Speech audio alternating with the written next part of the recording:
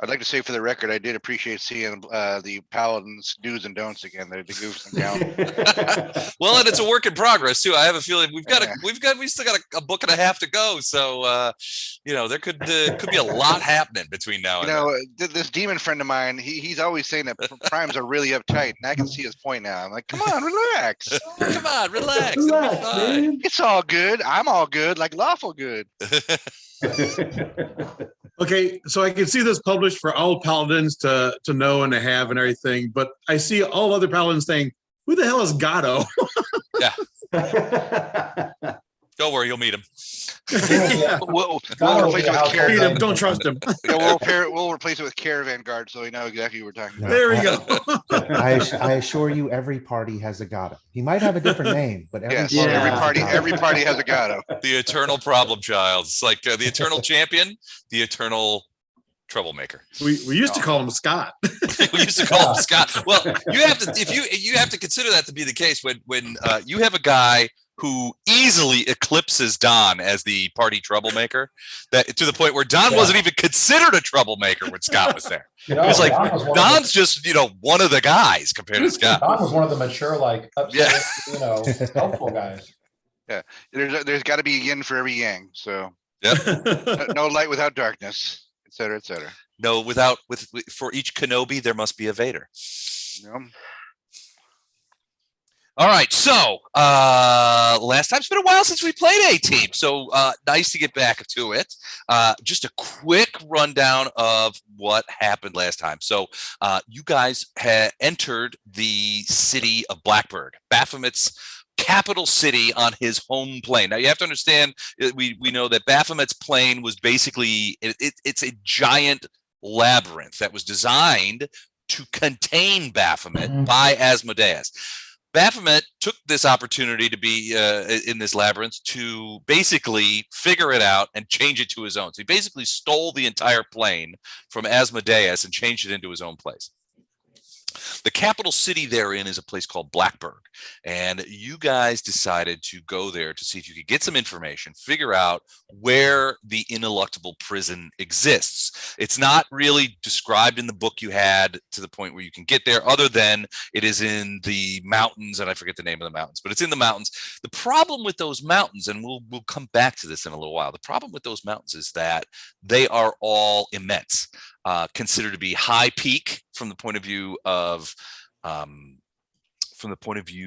game rules, which means that most of these mountains are above 15,000 feet, essentially Everest mountains that you guys would be on. That causes significant physical problems, which for humans, and other characters who are used to being on the prime material plane, which we will revisit shortly.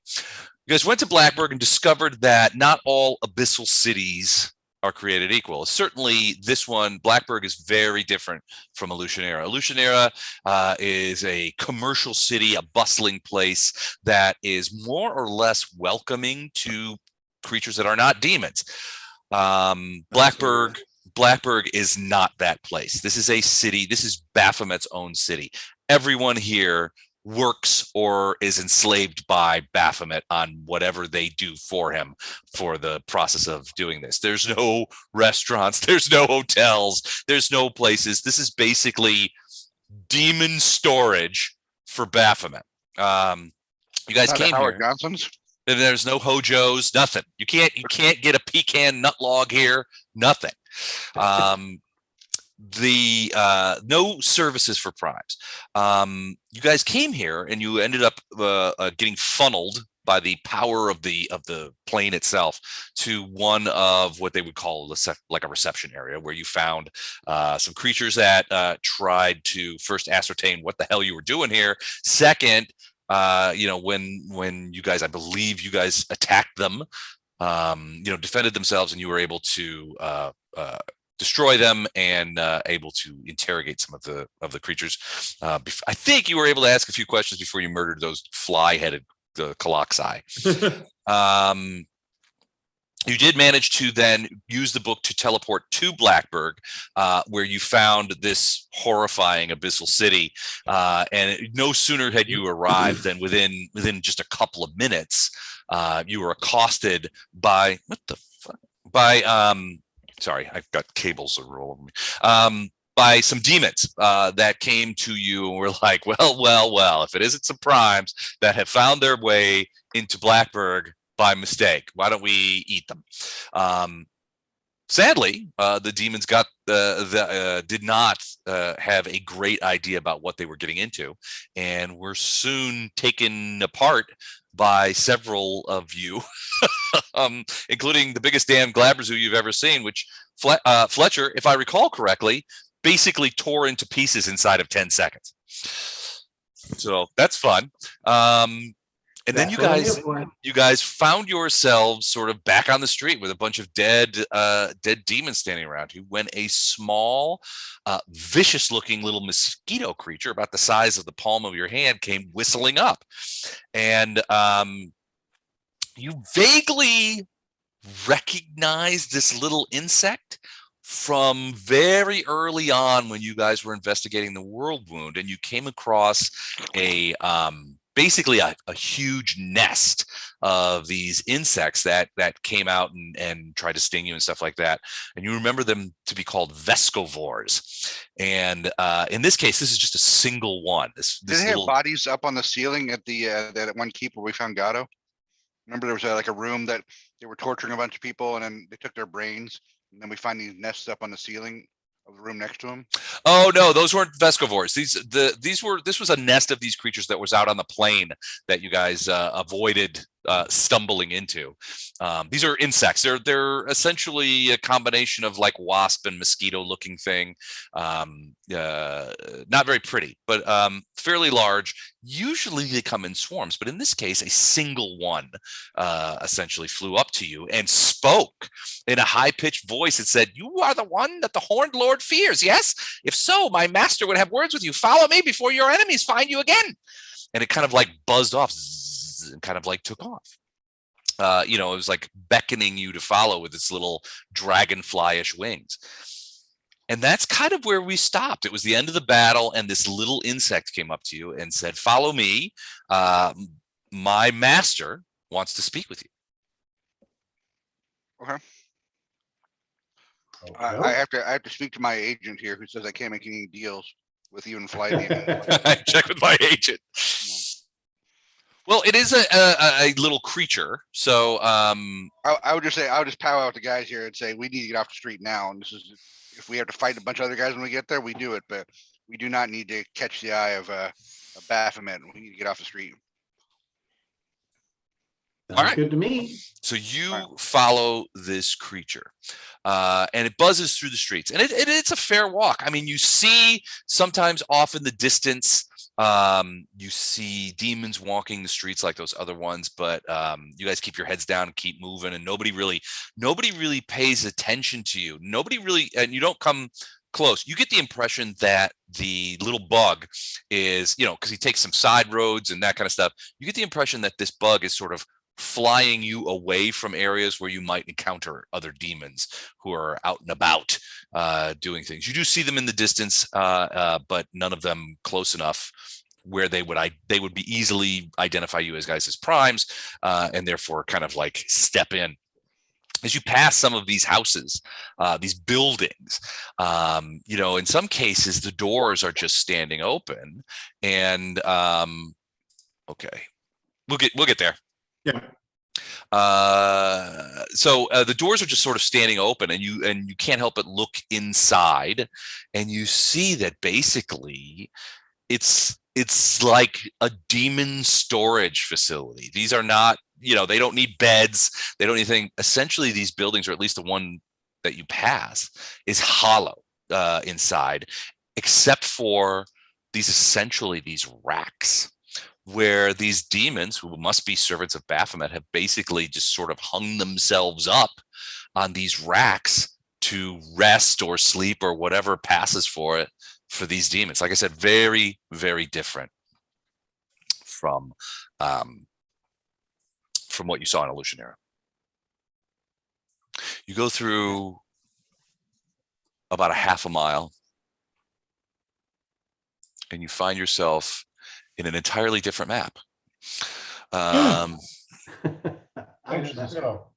And the creature, so you're basically going through alleyways and rubble strewn streets and that kind of stuff, and you find yourself sort of going into what looks to be something of like a clearing or like a square. It's pretty big, but when you get to it, you climb over sort of those rubbles and sort of pick your way through those rocks, because the bug just kind of like goes over them and that kind of thing.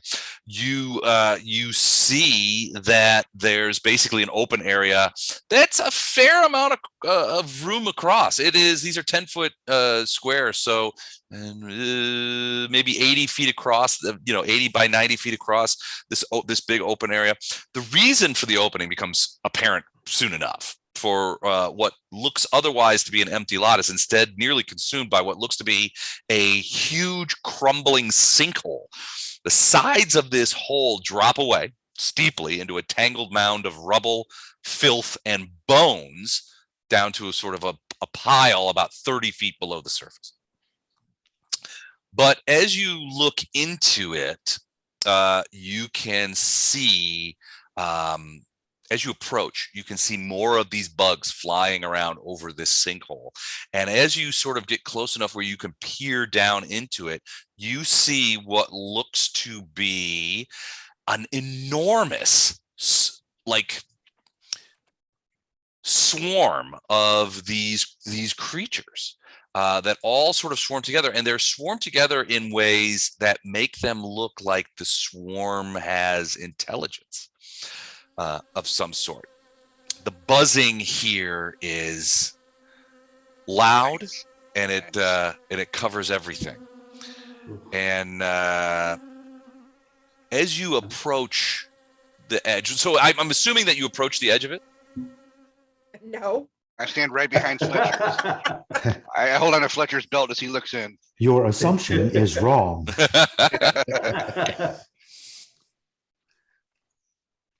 Well, I'm gonna have nightmares tonight. All right, we're here. Where am I? Apparently, the buzzing noise is teaching Matt kung fu, so that's all right. Be swiping at the thing. I will clear my throat.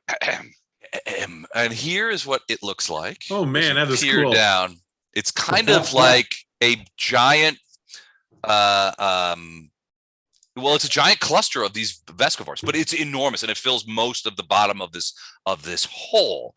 And as you guys kind of approach, is everybody kind of where they want to be? Sure. As long as I'm next to Fletcher, then yes. Let me move myself to Yep. Fletcher. Okay.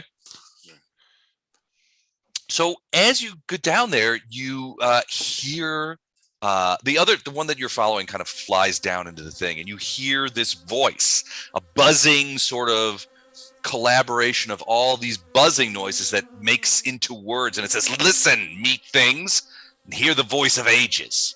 If you are not fools, then leave this place. Do not return, for to wander the labyrinth is to die. Don't seek the prison. Don't approach the mountains. Worship the Horn Lord. Embrace the greater powers that surround you. For to do otherwise means only that your bones will join those of a million others. And yet, Lord Baphomet cowers in his tower, and you openly walk his streets. That is interesting to me. Very interesting indeed.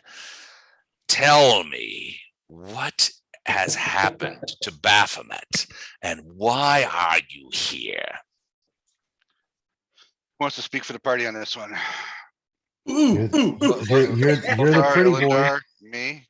You're the pretty boy. I keep looking over Gatto's hand as it shoots up. I can't. Anyone? Anyone? All right. I guess I'm the party spokesman. Before I answer, who are we addressing? My name is Verbovezzor, and I am Lord of the Vescovars. Verbovezzor. That's a mouthful. Can I call you Verbo for short? Of course, everyone does. All right. Is that Verbo like vacation rentals by owner? Verbo? Kind of. Okay. All my rentals are full, if that's what you're getting at.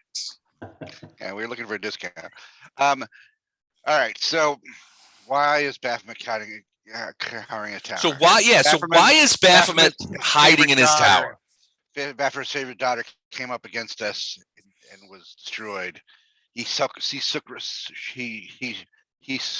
attempted revenge to destroy her as poor Primes, and was waylaid by Lady, what's her name? Nocticula? Lady Nocticula, who put quite a demonic spanking on him. And I believe she did everything short of killing him, and that's why he cowers in his tower. So you see, hold on a second. Okay. You see the creature, the swarm, begin to sort of undulate, and it makes this weird sort of buzzing, sort of breathing noise. And it takes you a second, but then you realize that it's laughing. It's a chuckle. Yeah, it's chuckling. It's laughing. It's like, that makes sense. That explains why he hides from us and why Primes walk the streets of Blackburg.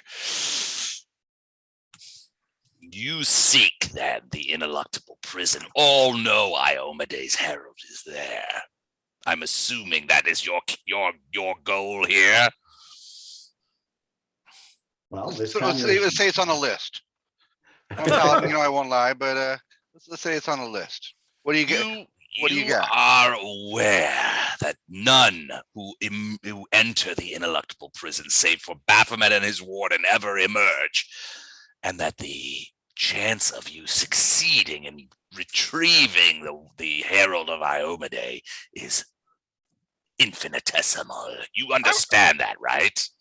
I would say math is not my strongest suit, but I would point out that we've been walking around here all day and are still breathing. So maybe you do the math and say maybe things have changed in the equation. Yeah, you tell them.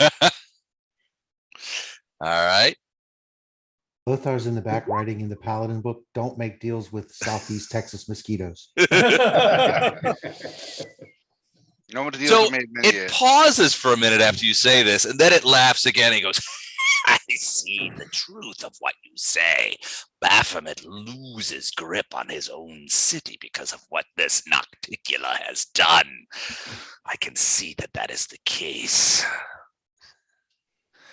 I would not be averse to seeing Baphomet thrown off of his labyrinthian throne.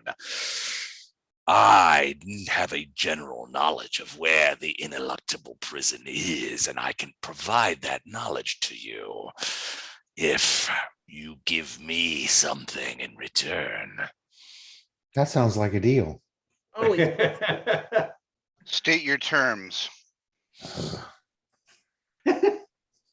Hey, gotta ask what the price is before you negotiate.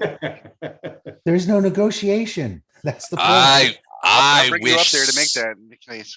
I want something that only creatures such as yourselves can give me, and that is non-demonic meat. I would feed on something not from this plane. Give me that, and I will give you the information you seek.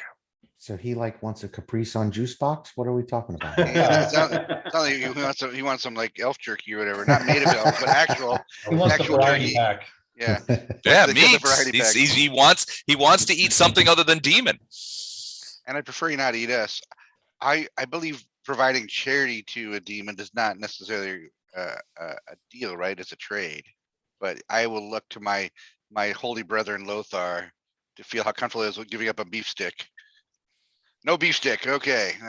We got like he chicken doesn't ramen back there. he doesn't want beef. It's definitely a deal. I feel a Well, new it's edition nice of the book pay. coming on. Yeah, I do there's too. a new addition to the book coming on. He's not asking for beef jerky. Well, let's just say that you guys are summoning creatures all day left and right without any care to their well-being. What say you summon a planar creature here from a prime creature that just throw a little barbecue sauce next to it and let nature take its course? Let's say you check that little amulet you have to see what your alignment thinks about It's that. stone cold. No, You it's- guys at this sacrifice point, it's creatures left and vibrating right. louder. It's vibrating No, louder no. than the buzzing of the insects. Less It's not. Yeah, your talisman. When you propose the idea of summoning a sentient creature from the prime material plane to feed this guy, yeah, there's some vibration going on. there. Wait. I'm like, everybody, come on over here. Come on down here. Let's talk. We summon creatures all day long, putting them in harm's way. They die horribly a lot on our behalf. You're saying there's a difference between that and a little, shish kebab right here. Mhm. So who was Well, the it would summon depend on creature the by it would now? depend on the creature. If you summoned a pig, for example, that might not That's be what as I'm big a talking deal. about. I wasn't summoning a centaur. I was summoning like a pig or like 4 were rats or something. Something, an otter, a moose, an elk. At We which go. point everyone turns to look at their summoner. Bison. We can I give him a point nice at bison. Storm. Nice burger. bison.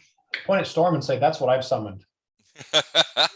We're not. No one's is feasting on Storm.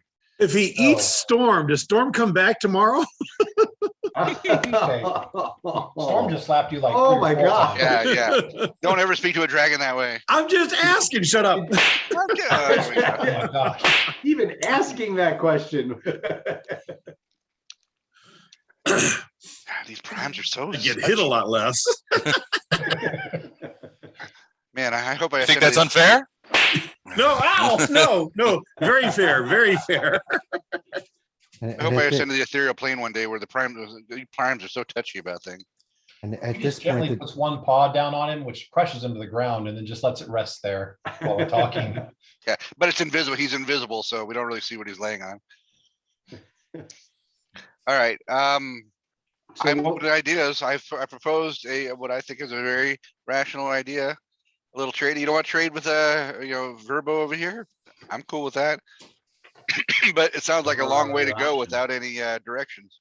Well, you guys talked. I mean, so you guys talked about this. You know that the Ineluctable Prison is somewhere in the Breathless Mountains, but this whole plane is a labyrinth, including those mountains.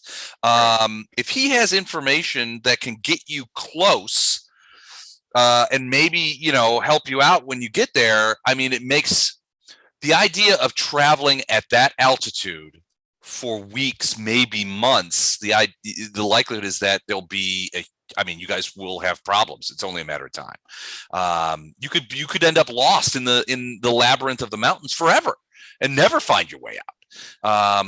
If he can get you close and get you there, I mean, that might be worthwhile. Don't listen to the game master. It sounds too good. It's a trap. But secondarily, Chuck disappeared. I want to ask Lothar a question too, but I was going to ask maybe I am or any Illendar or anybody else or does anybody have any idea if we feed this guy prime meat, is there any possibility that gives him some superpowers that I wasn't anticipating? I don't think so. That would be a knowledge planes check. Well, okay. or a knowledge insect check. I'm going to go with planes. 1 second, please. Whatever this guy is, it's certainly not a knowledge nature check because there's nothing natural about this creature.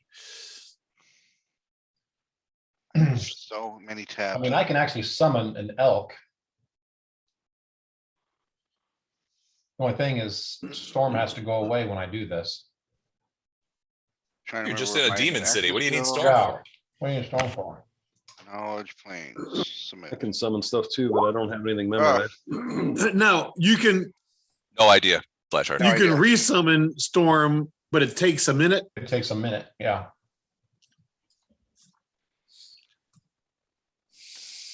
Lothar? no, Knee jerk, no. Okay. sorry, I didn't hear what you asked, but But I that said- was the answer. I generally, said- generally the answer is no. I'm perfectly happy saying no to this guy, but it sounds like a long walk with no directions. But this at Well- least gives us a start here with what seems like minimal cost. Well, The friend of our friend is our friend. So Gordon, if you do your knowledge, you do not think that the simple act of this creature consuming meat A from summoned prime creature, right. material would give it any particular powers. But at the same time, you recognize that this is a pretty powerful creature all on its own. Can't Farina summon like I know she can summon underwater and summon I them can, feet? I can summon. I was just kind of listening. I'm leaning back against the Okay. wall and just I listening. mean, was if like you- to make summon a feast and to say, have at it, demon If creature. you summon a creature and then he kills it and tries to eat it, it's just going to disappear on him, isn't it? It's not really going to Right? do what he Oh. wants. Well, the Oh. thing with my stuff is it lasts for a lot longer, so He'll actually get it into his stomach and it'll make him feel full before it'll disappear. Oh, that's evil. Doesn't it still fade away if it's dead? But he just wants the taste of it. Yeah, he didn't say he All needed he nutrition. said, all he said was the taste of it. He doesn't need the fulfillment. He's on the Mediterranean diet, right? He just needs he wants to. I mean, you guys are talking somebody. He was probably talking something like one of One of your us. arms or legs, not maybe a whole person. Why don't we Hey, just go hey, grab hey, one of those? Why don't we I- grab one of those demons off the rack and throw I'm it? like a prison lawyer now. Now we've been hanging around these demon places for a while. Like he didn't specify, so They he gets what he taste gets, and he demonic. doesn't get upset. Let's just Yeah, go grab so a this- couple so demons demon- off the Jennifer, they taste demonic. He wanted something that tasted not from this plane. rack. Oh, only we could give him. Gotcha. We can't clean up the demon and make, look, add a little salt. Good intentions. Now, again, not to sound too much like Scott, but had we been carrying some slaves in the bag of holding, We would have been doing a lot of alignment checks. Don't we have some bodies from previous things where we stuffed in there and tried to clean them out? I just looked through the spell and the spell does not specify that once something dies, it immediately winks out. Yeah, So I after. imagine since it doesn't specify, I imagine the spell goes ahead and lasts. It just when the spell's over, then the living creature or the body, wigs out after the duration of the spell. So isn't that's how you always did it, isn't it? When it died. It Yeah. faded away. Historically, we've always done it when it dies. It is sent back to its. Yeah, that makes plane. sense. I'm willing to, if that's canon, I'm willing Okay. to live with that, but I feel we have other options here too. Yeah. If somebody can summon a meal or we're carrying rations that gotta include some meat. We're not offering him any limbs or familiars. No, we're not offering it anything intelligent or alive. What about this? What if we kill a demon and then I cast purify food on it? Still from this plane. Yeah, If he's we're gonna yeah, he purify. wants something. He wants meat from the prime material plane. Purify doesn't mean Does Lothar have that create food and water thing? Isn't that a spell that where you can create a bunch of food? Yeah, that's what I was thinking, something like that. I bet he's not going to do Water. it because he doesn't want to make a deal. So, yeah. I have create water, but I don't have create food and water. That's not like a paladin thing to do. I wonder if I can do that. Well, I think it's a spell. I just don't have that memorized. so And no, seventh level cleric spell, we have access to that? Probably. 7th level? What do you got in mind there, Meow Meow? Chairman Meow. I want to know if we have access to it first. You asking me? I don't know. if Marty? it means in some way feeding this thing, then no, we don't. Bardos can cast create food and water with his limited wish spell, which is enough. With a limited wish. I mean, you could That's like- materialize wait, that's anything. there. That's got a pretty hefty How about you materialize a dinosaur? component to it, though. Yeah, it costs 1,500 gold diamonds. Diamond piece. I can summon a dinosaur. I bet but if you get that for the same pick problem. up if you pick up a Gato by his heels and shake him, I bet the $1,500 worth of diamonds falls out. I guarantee that's gonna happen. Shut up. No. Leave Just because that's true. it. I was gonna report that. I could be willing to give up a leg. Wow. Okay. Just a curiosity. Will be your leg coming back? Or are you gonna opt for another accessory? Only if Lothar promises to cast regenerate on me, tomorrow. Oh, that's awful. Or immediately. Well, he doesn't have it immediately. It's a 7th level clerical spell. That I have memorized. Oh, you have Yep. it memorized? Am I If you gonna have it use- memorized, you could grow it back in today. Like, I think Farina's going to come off the wall and go, I think that was maybe meant to be. She's wow, this got- Gato's really talking sense. Yeah. I know, Lothar was prepared I for know this. I know Lothar's at a bind now because he doesn't want to make any deals, but he wants to see this. He wants to see what happens here. One leg? Yeah, torn. Gato's leg. What's there to lose? It's like watching one of those movies where the guys are like really drunk and one's gonna chop off the finger of another and it's gonna go terribly wrong in a second. This is that scene in the movie right now. All right. So It won't hurt that bad. It'll be fine. Lothar, I am doing my best to help the party. and continue to gain your trust. This has nothing to do with you. It's his leg. Yeah, well, true. But so the talisman at this point is probably vibrating like I'm having a drunk booty call that won't go away. Because they're Maybe offering, not now. they're offering to make a trade, which whatever, again, I own a thesaurus. They're offering to make a deal with this hive of whatever the hell these things are. hmm And the fact that the person is willing to lop off their own leg, which is bizarre. Which we haven't figured out how that actually takes place yet, but okay. So I'm guessing that the talisman doesn't like this, right? It would not to follow through on that course of action would not negatively impact your alignment. So no, it is not vibrating for that.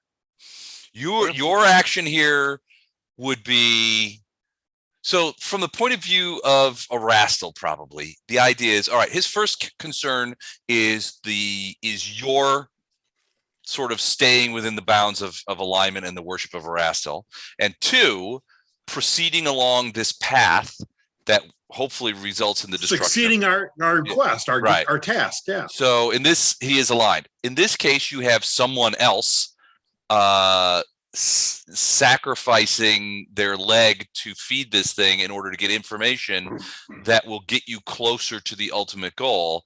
Your only investiture here is the idea of healing your comrade up. Now, the fact that his wound in this case is at least ideologically self-inflicted doesn't necessarily impact that your soul is clean in this regard. So then you get into a more philosophical of is allowing this to happen in this path problematic from an alignment standpoint. And right. Erastil is a good deity, but also understands that, sometimes sacrifices are necessary, especially if sacrifices are done by other people.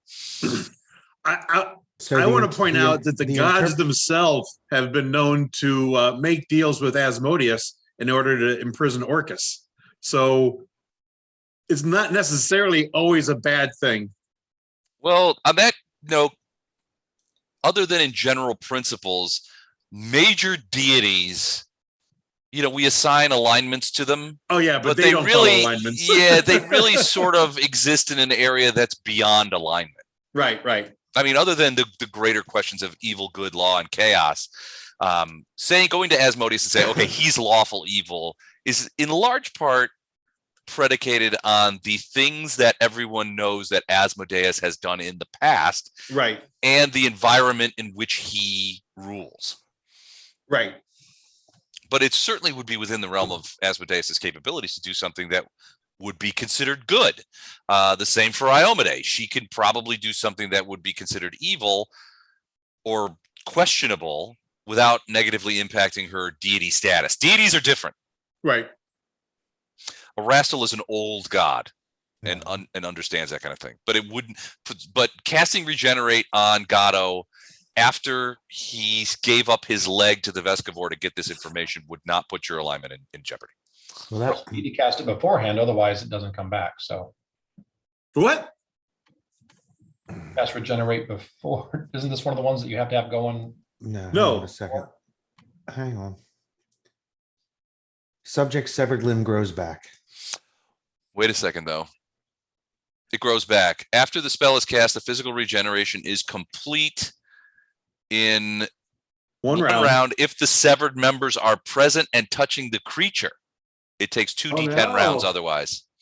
Okay, so it takes some time.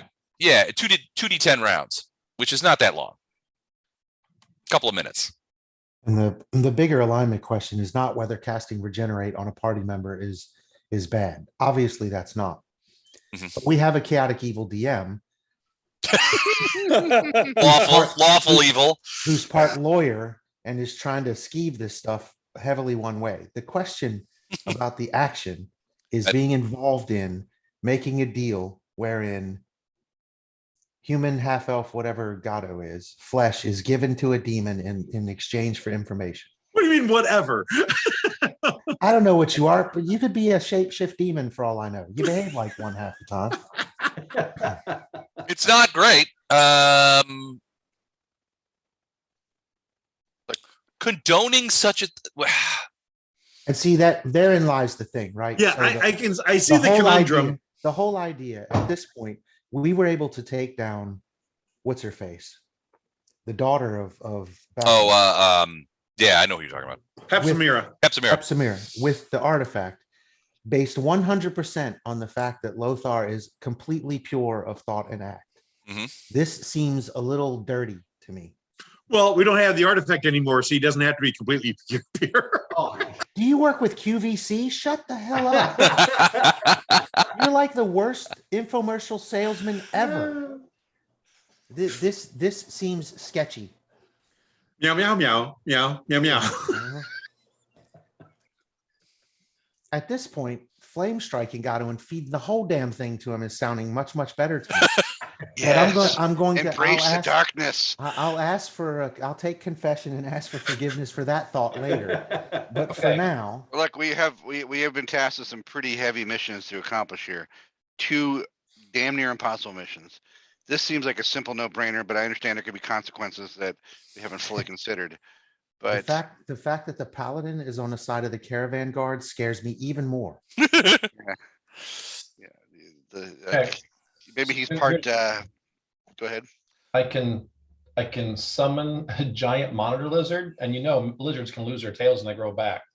So if we lose the tail, he can have the tail. The lizard's still alive. He gets to eat the tail, taste it. So he's got a lot of ways around getting the food that aren't that icky. Can we just get some hot wings up in here and just call it a day? No. Does that go back to the same thing though? Does the tail disappear when the tail's off the creature and dead, essentially? No, they regrow them. It's not magical. They just grow back again. Yeah, but As long as the creature remains alive, it would not be sent back to its original plane. Which Right. means if you theoretically you could chop the limbs off of some creature, and as long as it was cauterized and didn't necessarily kill the creature, we don't have to blow a you spell could on Gato. feed it pieces. Yeah. Yeah, that sounds much less traumatizing. Holding down a screaming animal, we chop off its limbs. Like, no, we can't kill you. We're lawful good. Hold him down. What's the old phrase? A pig that smart, you don't eat all at once. Yeah, you don't need all at once. Yeah, when I proposed that particular solution, Chuck, then your talisman starts going off pretty heavy. The flame striking of Gato. No, the No, that was fine. chopping the limbs off of a living creature and then cauterizing it so it doesn't die. Yeah, Yeah, that sounds totally lawful good. At that point, the talisman is going off. Like 1,000 people in India are trying to text me about my car's extended warranty all at the same time. Just bzz, bzz, bzz, bzz. Try the lizard thing. Yeah, it's not so much the food that's an issue. We've got a lot of options there. The whole question is whether our cleric can handle us making any kind of a deal with this demon. Well, Farina probably could, just to get us the hell out of here. technically, I've got a lizard. and I think at this point, Bardos would probably pipe up. This creature may not be a demon per se. So technically, it's a mythic vescovar swarm, which it's essentially an intelligent swarm of insects. That's Now a lovely, lawful, evil argument, Les. I get It's a native to this. It's a native to this plane, to the abyss, but not necessarily a demon. So a bunch of little bugs are going to eat this thing. Yeah, essentially, they're not little; they're big bugs. Okay, But yeah, so I can do a brontosaurus, which is a freaking huge dinosaur. Right. They can get all kinds of eating done before it kills it. And this is no different than anything I would summon to fight for us and die for us to protect us. Good point. This is the point I made a half hour ago. Mhm. Yeah, but I said something else. The rules lawyer. Sounds better when you say it. I get it. Yeah. No, it really doesn't, but It okay. does. Every so often, Flashheart's pulling out a pocket watch, consulting it, and then putting it back in there.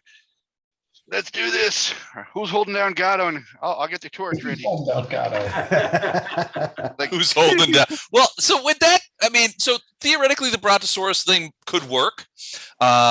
Certainly, the Gatto solution would work, except for you have basically Civil War era technology when it comes to amputation. You know, No, we've got Fletcher. Fletcher's got a +5 sword. That would cut so well, yeah, but there is a fair amount of trauma associated with that, right? If you guys are going to hold down Gatto and have Fletcher cut off his leg, Okay. there has to be some pretty swift activity to deal with that. Okay, Fletcher's getting his sword out right now. so He's like, I I got think we this. should offer so something. first of all, I really want Lothar on board with this because if he hesitates, I don't want that. And I think at this point, we're probably looking more at what Mike was talking about doing.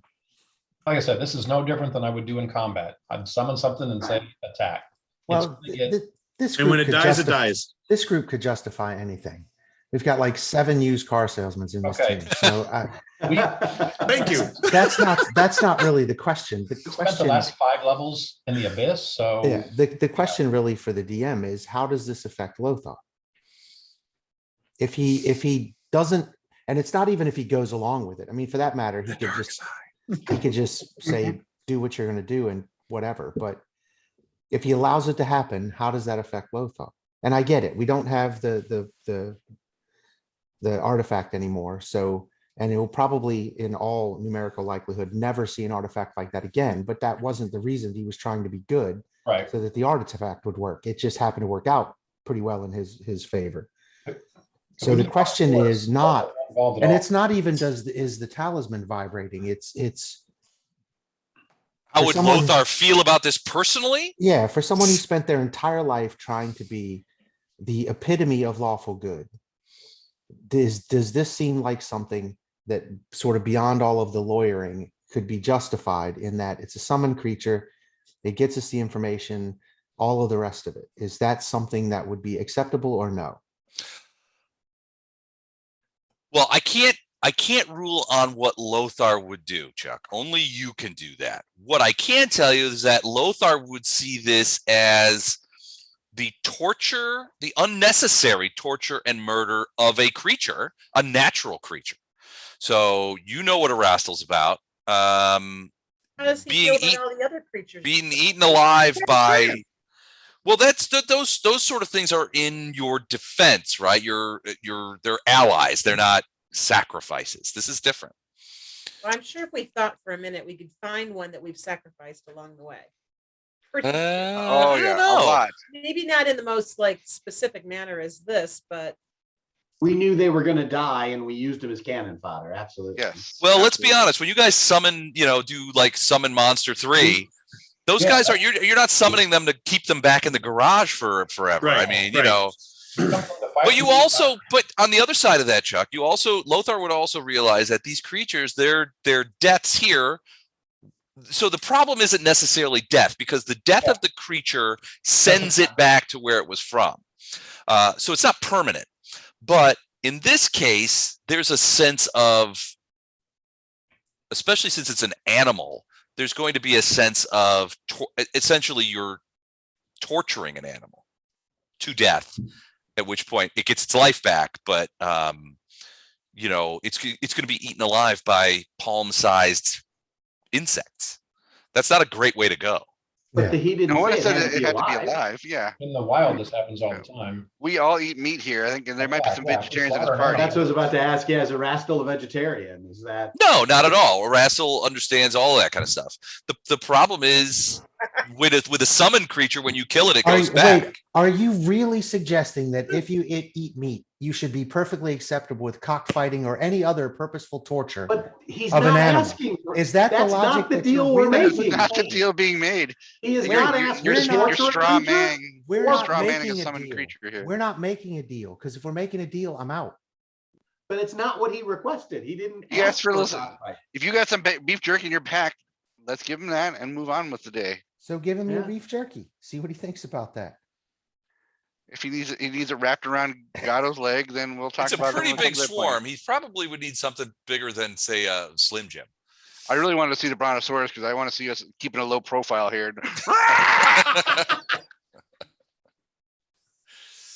You can do a T-Rex too. That would be a Yeah. that would be a higher Yeah, profile. we played some Jurassic Park music at the top speaker sound. So the other thing maybe that might be a philosophical way out here is, what if you summoned an evil creature for whom a torturous death might be deserved? That's the same thing. Yeah, I I mean, I don't think a brontosaurus is evil. They're neutral. So, but and an animal would be more problematic for an Erastilian, because I would say that as a god of nature god. I think we chose sentient versus non-sentient. Meat on the hoof versus an evil creature that thinks for himself. That sounds far more evil than sacrificing a squirrel or a cow or something. Yeah. I You, would think- I mean, you have an option here of someone willingly sacrificing. So there is no. We haven't considered what powers Gatto will get when he loses his leg. What deals he's made. Signs of a serial killer are kids that pull wings off of bugs. Mhm. You know, I mean, Yeah. Yeah. it's, That's just how because they- it's not a smart thing doesn't mean that torture is a good thing. That's how Right. they start. No one wants to torture anything. Well, Trying to that's feed not the true. beast. Well, Yeah, the physical act of a live creature being eaten alive by giant insects, that is torture. I mean, it would That- be, Why are we talking about eating it alive? What? because why- if you why is kill a it summoned coming up? creature, it immediately travels back to its home plane. No, well, but Gatto's leg, that doesn't matter. No, Gatto's leg is fine. Is Gatto going to cut his own leg off? Well, No, I'm going to Oh, my ask God. Sasha to do it. I'm very curious to see how that's going to work, because I want to see what your plan is on how to I was remove hoping- Gatto's I was hoping, leg. Storm would just snap. it But right here's off. the problem here is that I think Lothar is expressing that he fundamentally disagrees with the idea of paying this guy anything for the information that it has, because ostensibly that would be making a deal with Correct, it. correct. But that argument has got nothing to do with torturing animals. I don't know why that came up. Well, I mean, it's the idea of discussion. They were Well, talking about summoning a natural creature to throw in this pit so this thing could eat. That's where that came. Got from. it. Lothar's then that- deity is an old nature god. So having Then the that torture really of wouldn't animals make would sense. not be. I don't cool know. I with think if we Erastil. went back and watched the game footage of previous games, you'd see plenty of creatures that got sacrificed that we knew were going to die a hideous death, so to keep these monsters off our butt for a couple minutes. But I understand what you're saying. Regardless, we have other options. We don't have to take that. Yeah, I got some snack packs. I'm sure. What do we got here? Rations? Rations, iron rations, delicious. I don't know that iron rations are going to do it. You're talking about essentially dried beef. That's not. These are insects. They want juice, man. Yeah, I think They want yes, something juicy. some Sunny Delight, Sunny Gatto's D. leg. Gatto's Nice leg. and juicy. Well, and that's predicated on Lothar's willingness to regenerate him. Exactly. Okay, so here we are. I'm We're open to stuck other at the ideas. standstill. We've tendered some ideas. We do not have quorum, so what are our options here? We could leave this beast and go face Quorum consisting of one person not wanting to do it. Well, so think about what you're getting in exchange, right? So some sort of prime material meat, and it has to be at least somewhat in quantity. I mean, you can't throw a couple of Slim Jims at this guy and feel like he's going to be mollified. In exchange for information about, how to get close enough locations in the Breathless Mountains that will be close enough to the gates of the Ineluctable Prison that theoretically you guys would be able to find your way there. which is basically, the opposite of just going into the Breathless Mountains and trying to find it, by hook or crook. Of just entering the maze and saying, yeah, let's see what happens. Yeah, because you could be, I mean, this is Baphomet's own labyrinth. You could be wandering around in that maze for centuries trying to find this place. Plus, the environment in the Breathless Mountains is deleterious for people. It's essentially you're going up to Everest and traveling around in Everest. We'll deal with that later. But basically what this vescovar swarm is telling you is like, I can get you close. I can give you enough information to get you close. And further, I can give you some information about how to help you survive in this region that might help you in regard to, I don't know, like bonuses to your fortitude saves. That was specific. Well, I don't know that a swarm of insects is going to be able to give you tips on how to survive on Everest. Breathe shallow and through your nose. Yeah. That kind of thing. That's not going to help. To your proboscis. So that's the exchange. Lothar, I'm open to other ideas. What do you got? You got anything else so we can? I'm gonna turn around to Verbo. Like, what else you got? What else, me might be in short supply here on the prime here on this plane. Anything else that you've been just craving to have? Milkshake. You guys can't find any meat. What are you going to get a milkshake? I don't know. I got. These are really valuable. There's just 3 copper coins. So the other side of that is you could theoretically, rather than summoning a creature, if you go back, plane shift back to the prime material plane, obtain a couple of pigs at Dresden, theoretically, they'll have pigs there, cows, goats, what have you. And then plane shift back here. Well, you can't plane shift back here. You would end up plane shifting back to one of the reception areas. Right. And we'd have to teleporting back find our way here again. How's that any different? It's still taking 2 creatures and subjecting them to torture for our benefit. Right. Well, you could slaughter them first so they wouldn't be, you could slaughter them there and then give them to the guy and say, okay, here's your meat. He's not necessarily asking for live meat. He just wants prime meat. The show back up covered in pig's blood and guts. Like, okay. You could humanely kill a pig or a couple of goats or something like that. They're just but it's by going this route, you avoid the problems with summoning a creature. If you go there and you plane shift yourself and a half dozen pigs, and then you come back to here and you slaughter the pigs humanely and painlessly or some way, and then you deliver the newly slaughtered pigs or whatever animal to the vescovar, that would avoid some of the problematic aspects of it. It will require a couple of plane shifts and a teleport, and potentially you would end up meeting some demons in the reception area, because you can't plane shift directly back to DoorDash. I got a delivery of pigs here. DoorDash. Mr. Verbo.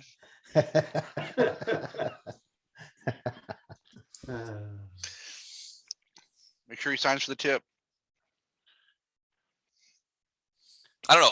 I'm trying to figure out think of a way that you could get around the moral problems of summoning. The problem with summoning is that the creature will die. Once it dies, it returns back to the plane, which might not be great from a fulfilling your end of the deal kind of thing. I just say he just said he wanted to taste it. He didn't say he needed a nutritious meal. He wants to eat. He's a wise old prime creature. meat. He probably understand what happens when you summon a creature. He probably knows what will happen when you kill it.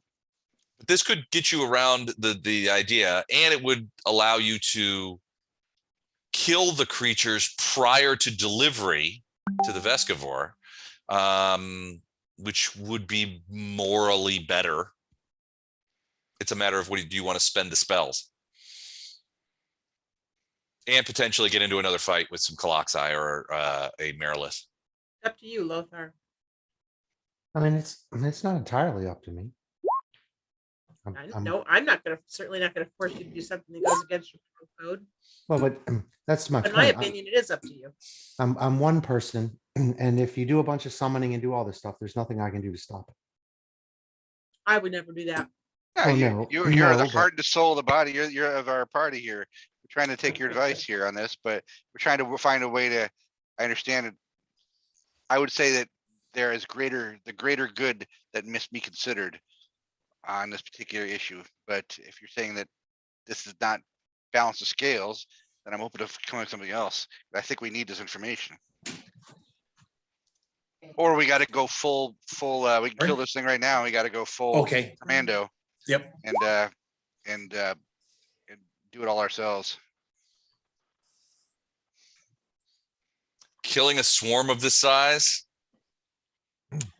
Takes a- Humanely, of course. Humanely. That No, would they're evil. We don't need to be humane. Well, but that goes back to, so that's an interesting point. It goes back to what I mentioned earlier, that if you summoned an evil creature, one might suggest that they earned whatever torturous death that they acquire at the hands of the vescovar, and that their deaths would not be in vain because it would provide you with valuable information that ultimately helps you solve your goal. I would like to achieve point your out right goal. now, before it crosses your mind, that my little poopy bird friend is not evil. How do we summon an evil creature? There's nothing evil in the list. I mean, they're all just. It depends on the summon, I guess. I mean, A nice illicit maybe, is that what you're thinking? Gone to- I don't know. Maybe there's a summon evil, but in my summon, How about a nice Varrock dinner? Varrock would be very that's tasty. what it is. I'm nature's ally. There's not gonna be. Rock's a demon. No, Rock's a demon. Just happened to be on our plane, I forgot. Hellhound. So there are evil creatures on here. Yeah, don't no, think I'm I can on the summon things summon that nature's opposite my ally less. Summon nature's Oh. ally is all gonna be good things, yummy things. Nice. Yeah, good thing. Cats with big brown eyes. That's right. Bambi. Yeah, the ones that are listed here in Summon Monster are as evil are almost all from the Nether Plains. So yeah, these wouldn't count. So like Yeah, they're here, not- Chaotic they're not Evil prime Dretch, animals. that wouldn't work. No.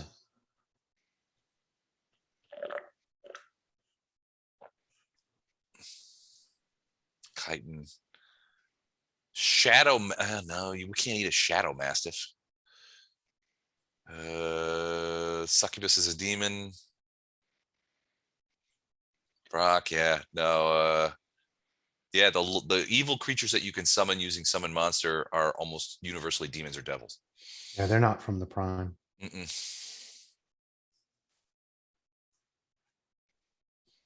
Now, what which were you way- say? What were you saying, Mike, about your summon creatures last beyond death? No. We already passed that conversation. I was just Oh, saying, My bad. Okay. I think, I don't know for certain. I'm looking into it. I don't think I can summon, since I'm a good creature, I don't think I can summon evil things. Evil Well, then things we- are all from bad places. Yeah, he's already determined that the evil creatures are, none of them are from the prime anyway. And since he's specifying that he wants meat from the prime, none of those would work. So as far as summoning is concerned, what, Don? I gave my best solution. Yeah, Your leg. It would be sufficient. In fact, the Vescovar really kind of likes this idea, the leg idea. Which is part of the problem. And I'm sure we're Which all makes trying me to like whisper it about even this. less. We're Yeah. having like this big huddle over here and insects are swarming around our head. Yeah, they're all like, yes, the leg, give us the leg. All right, so what are you guys gonna do? I mean, are you good? Are you guys leaning toward the Gato leg thing? Well, I would say that if Gato chooses to make that sacrifice, then Lothar will cast Regenerate. All right, Good enough. I heard him say it. all Maybe right. not after 10 minutes, but definitely after an hour. Yeah. At least Okay. within 12 hours, he'll Would- cast the spell. Will someone at least do a cure light to stop the bleeding? Well, yeah, there's a fair amount of fairly big arteries down there Yeah. at mid thigh that like the femoral artery that gives him Yes. 6 minutes to live. Yeah, it's your big boy right there. But So what's 6 minutes in combat rounds? That's like what, 60 rounds. So how are you going? So I think, well, Fletcher's Okay. already volunteered to chop it off. Now, Swords in hand. I'm okay with Fletcher doing it as long as Lothar agrees to heal me and regenerate me. I don't want to ruin my clothes, so I want to, take my pants off and hoist up my Now's not the my time. chain shirt. Oh my God. Do I have to have my eyes open to cast this spell?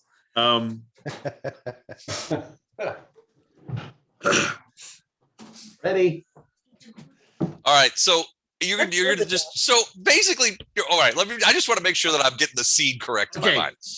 Gatto strips naked, and then I didn't what? strip Lays naked. down on the ground, or I mean, He's not, I lay down on the ground. he's okay. not naked. Okay. He's Donald ducking it. He's still got everything from the waist up. Oh, I could black knight I've it. never heard it called that before. I could black knight it, and he can just chop the leg off while I stand there, and I can hop. No, No. Storm just bite it off. I will lay down, knowing that the shock is coming, and really trusting Lothar. As a heal check, can I put a tourniquet above where he's going to strike? Sure. We have to give him the entire leg. I mean, can we just give him a toe? He didn't specify. It's Yeah, a but big swarm. He wants something. It's got to be Leg fairly is enough? substantive. What if a leg isn't enough? Have we gone through all this? The leg is plenty. Yeah. Les has already said the leg. Yeah, is he sufficient. likes I'm the just idea of the kidding. leg. I'm just kidding. I'm really quite awestruck that you're willing to do this, Farina.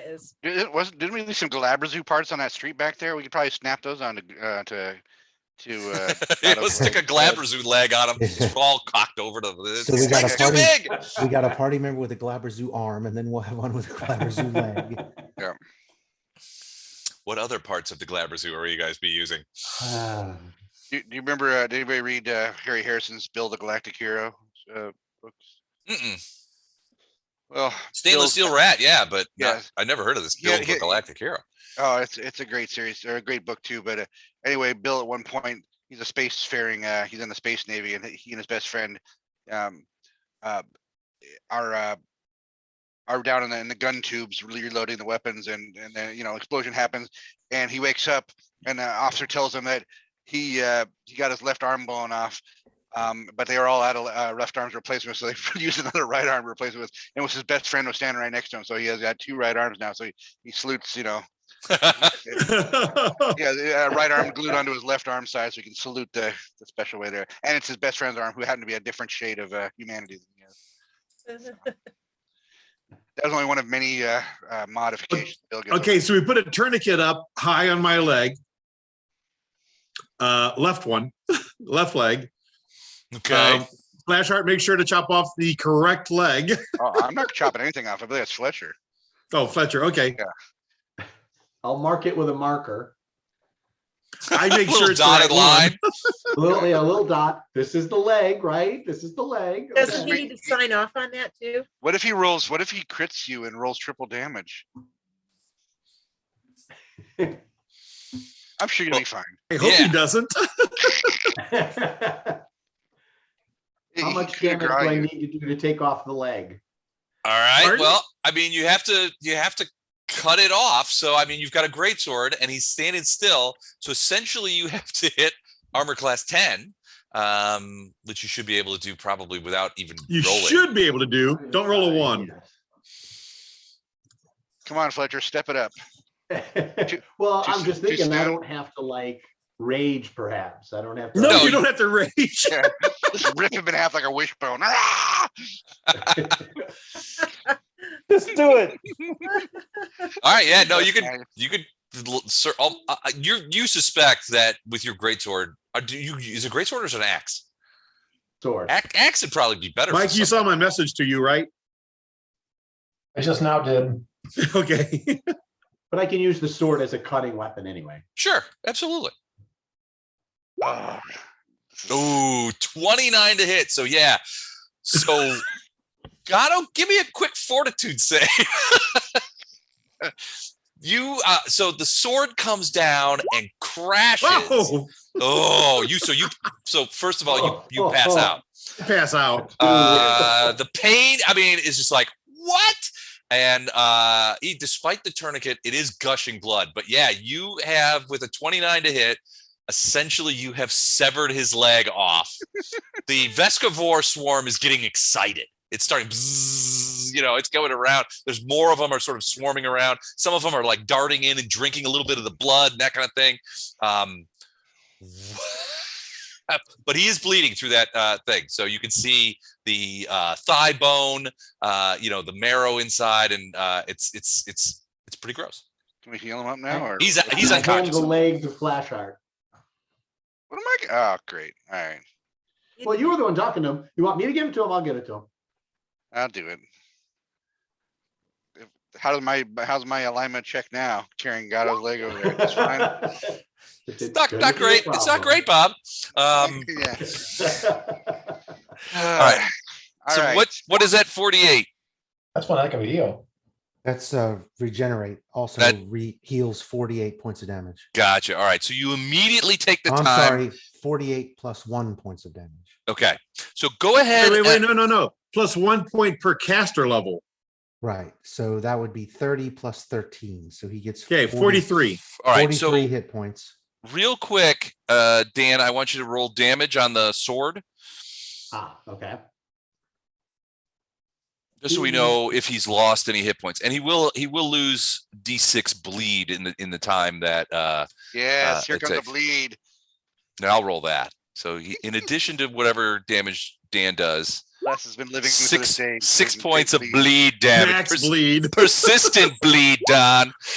Yeah. It's 17. So all right. So the healing spell is more than sufficient. So he's still unconscious, and he's just Yes. like, that kind of stuff. It was traumatic. I mean, you just saw your friend cut off your leg, and you saw briefly before you passed out, you saw that leg lying on the ground and blood gushing out of your leg. It was worse than any wound you've ever had, and you pass out. He's still thing, but it is knitted. And how long can you roll me 2d10 to see how long it takes for the leg to grow back? You want me to roll that? Yeah, it's your spell. Ooh, Okay. now we're gonna find out about. We probably should have thought about that earlier. This could be a long-term. I Wait, start there's a whittling a delay? friend. 8. Is he 8 gonna grow- rounds. All right, is he so grow less like than a a little minute. baby leg first. I want to. Yeah, it's like Deadpool. So yeah, the first thing you see after the healing is like a little toe kind of pops out, and then it's like sort of. So Gatto, you are unconscious for a I'm while. unconscious. Yeah.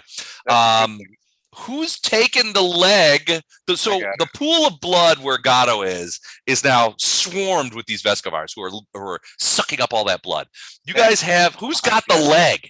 I got the leg. So you lift up this severed leg and you take it over to the pit, and you just chuck it in? Give it to us. Ew. I See believe some we had a instructions. deal. Yeah, don't say those words. Don't say those words. Let's see the instructions, directions. What do you got for me? Basically, he's like, chuck it in. No, I meant like you're To gonna the give prison. us something. Yeah, for the prison. How do we know? Oh, it's yeah, the- let him eat first. He's going to eat first. No. He's obviously too excited. These creatures are buzzing around you like crazy, and so part of his swarm will eat while he gives you the information. That's fair. All right, so you chuck it in. Yep. All right, splat. It lands at the bottom of this thing. It takes forever to sort of land, and it's just like the swarm just kind of like. And you hear it, and you can see it as you look down in there. All these creatures, it suddenly is just covered with creatures, and you can hear the vescovar, the Verbovezzor is going, this is delicious. I've never tasted something so succulent, so delicious. And it's, and all these bugs are flying around. It is an ugly scene. It takes a couple of minutes. And then you see sort of the face of Vescovar kind of come away from it, and you can see that in large part that leg is eaten down to the bone. You could see the insects are like crawling into the severed end of the thigh bone and sort of pulling out the marrow and stuff like that. And they're the bone itself where it's exposed is all scored and everything, where these vicious little insects are eating it. basically, so then he'll come up and he says, come closer so that I may tell you what you need to know. And he's specifically looking at Bardos because he can tell, you mage, I see bear a book that allows you to navigate. Bring it forth and I will assist you in putting some more information into it.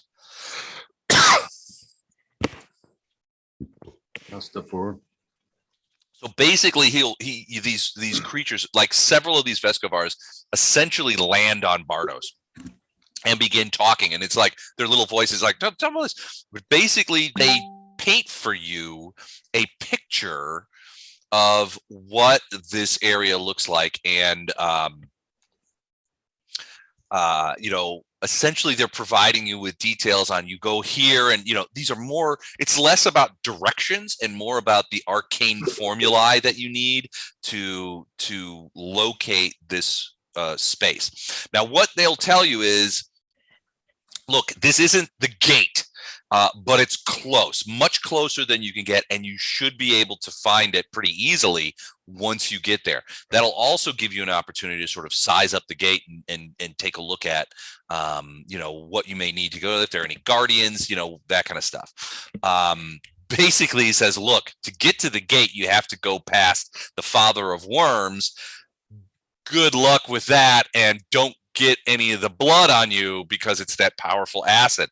That acid could, and he's like, that acid could be used to melt the lock, the great sentient lock of the Ineluctable Prison. But good luck carrying it, because he'll tell you, the bugs tell you that the blood loses its power very quickly. It's very powerful blood acid when it comes out of the Father of Worms, but but you'll never be able to carry it to the gates of the prison, which are about 1/2 to 3/4 of a mile away from that spot. What he doesn't know is that you guys have a chalice for exactly this thing. Does that chalice actually maintain the potency of it? It does. It's frankly probably the only thing that you could use to do something like this. Almost like it was Keep kissing. your hand over it. Yeah. Ow! Man, it's burning me. But the vescovar is like, look, I can't help you there. Whatever happens with you and the Father of Worms is up to you guys. But I can get you close. He also gives you some tips on how to use the lower, what he calls the lower paths, which allow you to sort of come below. It's warmer and there's more atmosphere clustered into there. So essentially, when you get up to those peaks, it will give you guys, if Bardos like shares this information with you, it will give you guys +5 on your fortitude saves Nice. to make the when you're up in there, up in the mountains. Nice. So how's Gato doing?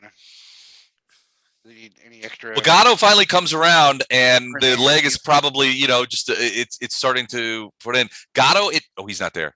He has he looks at Fletcher and he's I'm just here. like, Yeah. okay, I'm here. Now, He was actually a summoned creature. We didn't notice this whole time. As soon as we killed him, he disappeared. he disappeared.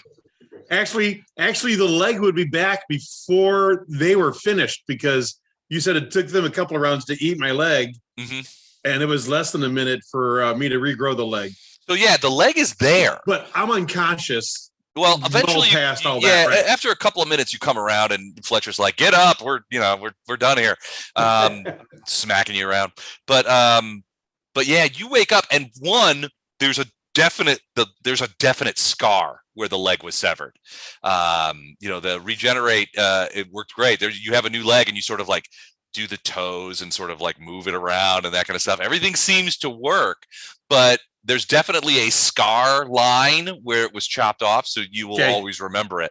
And two, it feels kind of weird. Just the leg itself, it feels weird. I keep touching it, just. And it works. And I think it itches when it really doesn't. And yeah, it feels weird. Brother Gato, I have it on good authority that demon chicks dig scars. oh. Nocticula's gonna love this. Yeah, he's thinking of his girlfriend.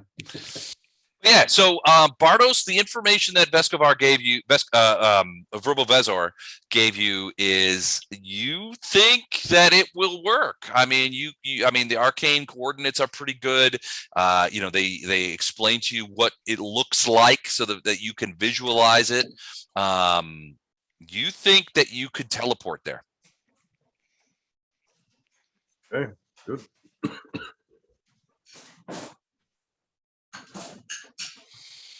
All right, We're, it goes we're- back to eating Gatto's leg. Gatto, do you look at the leg? You look at your own leg being eaten by this creature, or is that a sight that you don't necessarily want to see? He left again. I'm telling you, I think we need to check him. I'm not. He might get out there. But yeah, so at that point, you know, Verbovezzor is like, Sorry, I hear all this. I was just away for a little bit. okay. Do you take a yes, look at your leg? Yes, I do look, and it almost. Wait a second. Well, the leg is mostly gone. There's only a few. I don't throw up. Okay. The yeah, leg is mostly unnerving. gone. It's unnerving. You could see the bones, which have been disentangled. Even the Vescovars have even eaten the cartilage, you know, some of it. They just have left the bone. There's a few gobbets of flesh that they're clustered around on. And the creature itself, the swarm, Verbovezzor, is sort of like going, oh, that's delicious. I have longed for so long to try meat from the prime material. I am in your debt, primes. I wish you the best of luck in your efforts to secure your Iomedaean Herald. Good luck to you, and thank you for this delicious meat. So now, do we? I'm rubbing my left leg. Do we have what we need to just head to? You should try chicken. Well, according to Bardos, you guys think that you do have what you'll need, you know, from the point of view of you can teleport there. Now, essentially, however, you're teleporting directly into the mountains. And it's an open space. So if you guys are going to make some preparations for that, like kind of thing, you would need to. While you guys are discussing this, you see a couple of, you remember those Kalaxai, those demons that look like people with heads of flies? Yeah. Two of them are in this area over here. And as you guys are sort of talking, you can see they sort of come forward, and they seem very trepidatious about coming forward any further than this. And they're like, psst, psst, primes. Hey, primes. Psst. And I'll be right back. We'll take it right to the prison without sacrificing a leg. I'll be right back. How many more limbs does Gatto have? They're going to show up. Let's check We our would, inventory. we would like the other leg. Yeah. We'll guide you. Yeah. Ode to Gato.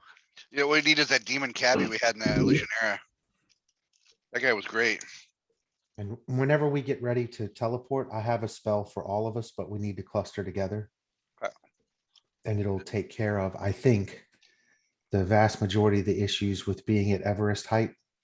Does it endure elements? No, it's planar adaptation mass. Nice. Oh, okay.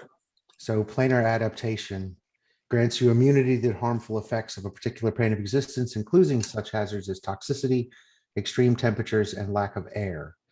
Additionally, you gain energy resistance 20 to a single energy type prevalent on that plane. Planar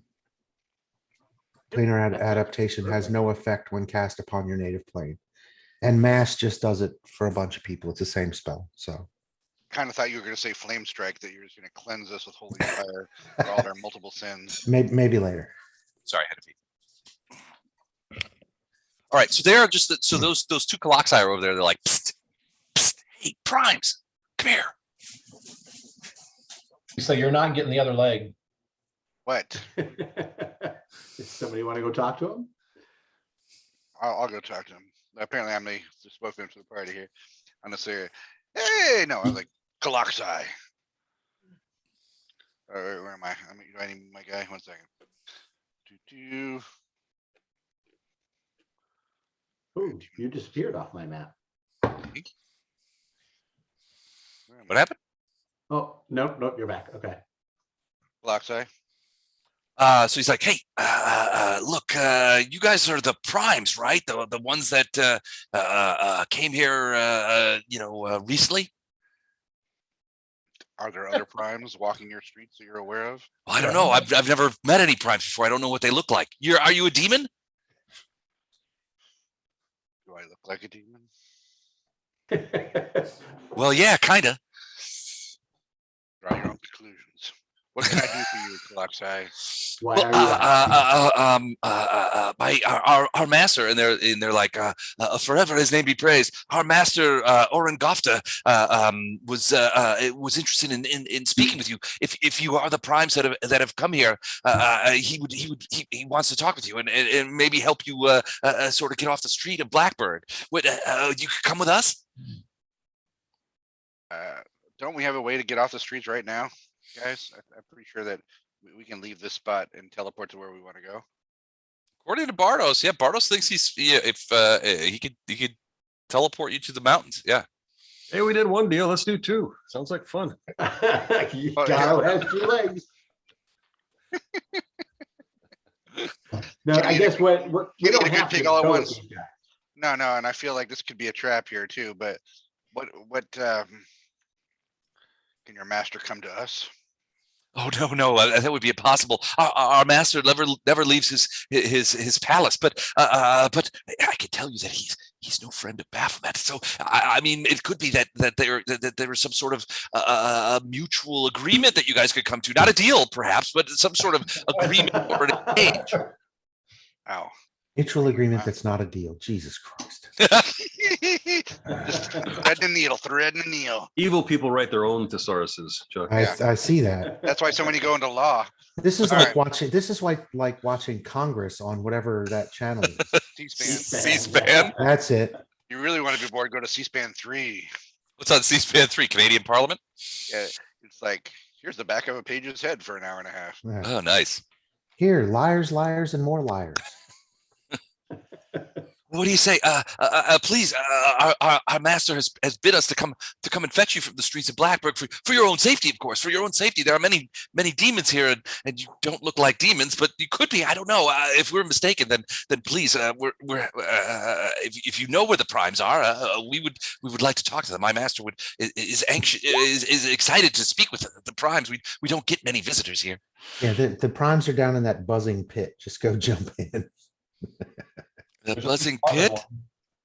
They sort of look at each other, and if a fly head could look joking. nervous, I don't know. You know that the Verbovezzor. Well, he mentions that the reason he wanted some prime meat in the first place is because all he ever eats is demons. Okay. So it's possible. I mean, there's a reason why they haven't approached any closer than this, probably. Tell you what. Come to the spot tomorrow, and if we're here, you may take us to your master. Oh, we couldn't possibly we couldn't possibly put off our master. Please come with us. Tell you what. One of you can take the message, and I will slay the other one if you ask me that question again. They both kind of like, well, I don't know that it calls for that. It's just we could teleport you there if it's more convenient. We don't have to walk. I forgot these bastards teleport. Should we converse with the party? Hang on a sec, fly guy. I gotta go huddle up. All right, Pretty fly for a fly guy. All right. Come on, Fletcher leg chopper. That's your new favorite. Fletcher of the leg. Fletcher leg chopper. Leg chopper. All right. Fletcher the Severer. Might as well go ahead and change your name and put leg chopper in quotes. Yeah, in the middle of exactly. the name. Yeah, I like that. All right. What do you want, guys? A meeting that's not a deal has been tendered to us. Perhaps give us more information. Apparently, Baphomet has made some enemies. We have 2 jobs to do. We have to put a whack on the old Baff, and we got to go find the Herald. I think we're making the Herald move first, but I believe there were some of us who stated the case that maybe we wanted to whack Baphomet first, right? Well, that was only if we wanted to do that to make the Ineluctable Prison easier to find. Right. Apparently, we've solved that issue with the sacrifice of Gatto's leg. Yeah, win-win for everyone. So Bardos has the ability to teleport us close to where we need to go. Yes.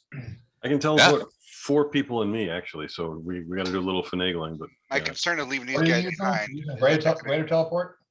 Yeah, I have greater. Yeah, but Oh, it's yeah, only greater as well. So. so we can do 10 people total or 10 things total. My concern of What, leaving what were the these fuckers bugheads behind. offering? Another They meeting. want you guys to come and meet their master, who they refer to as Lord Orengofta. They've also said he's no friend of Baphomet's. It's probably going to lead to another discussion about a deal that isn't a deal. Yeah. So if we're not in the mood for that. But it may let's be just- information about what's inside the prison that might be helpful. So Right. Yes. I will quote Russell Crowe, since he's not a friend of Baphomet. Have him kill Commodus. Well, your guess is if they're pointing out that he's not a friend of Baphomet to you on the street of Baphomet's capital city, in which he basically runs everything, it's possible that this Orengofta chief is looking to use you to leverage his position. Oh, Right. yeah. That would be your suspicion. Well, here's No what- one, yeah, no Or- one or- thinks otherwise. Or it's a trap. Okay, Or it's a trap. It's a trap. I think everything's a trap. That's why I'm still alive, right? The I would say it's not a bad idea for us to teleport off the street. Nice. If worst case, we can rest up and collect some experience points off whatever this demon is that's standing on the other side of this teleport off. They'll be. Oh, you mean like kill the local this guy Orengofta? It's possible, I suppose. Possible. Or we come to some sort of arrangement, a non-deal, just something mutually beneficial. But I would say that at least it gets us off the street and let us. Here's my concern: if we leave right now, everybody sees us teleport from this spot, and it's reported that we took off from here, and the hunt is on. Right? And there's at least 2 entities in this town who already know we're here. So I would rather rub one of those entities out if we feel that he's not of benefit to our party's objectives. So I would say that no one on this plane, well, very few people on this plane want to stop us from accomplishing our task. Because it means everyone gets a 1-step promotion. Yeah, Well, they everybody's get waiting for promotion. They get the mirror thing. Yeah, but Right. at the same time, the rank and file of these guys have Rank no and file idea people what's are- going on. They have no idea what's going on. Right. But any of the players, of the plane, want to see what we can do, and will offer any minuscule help they can without being, caught in case we're not successful.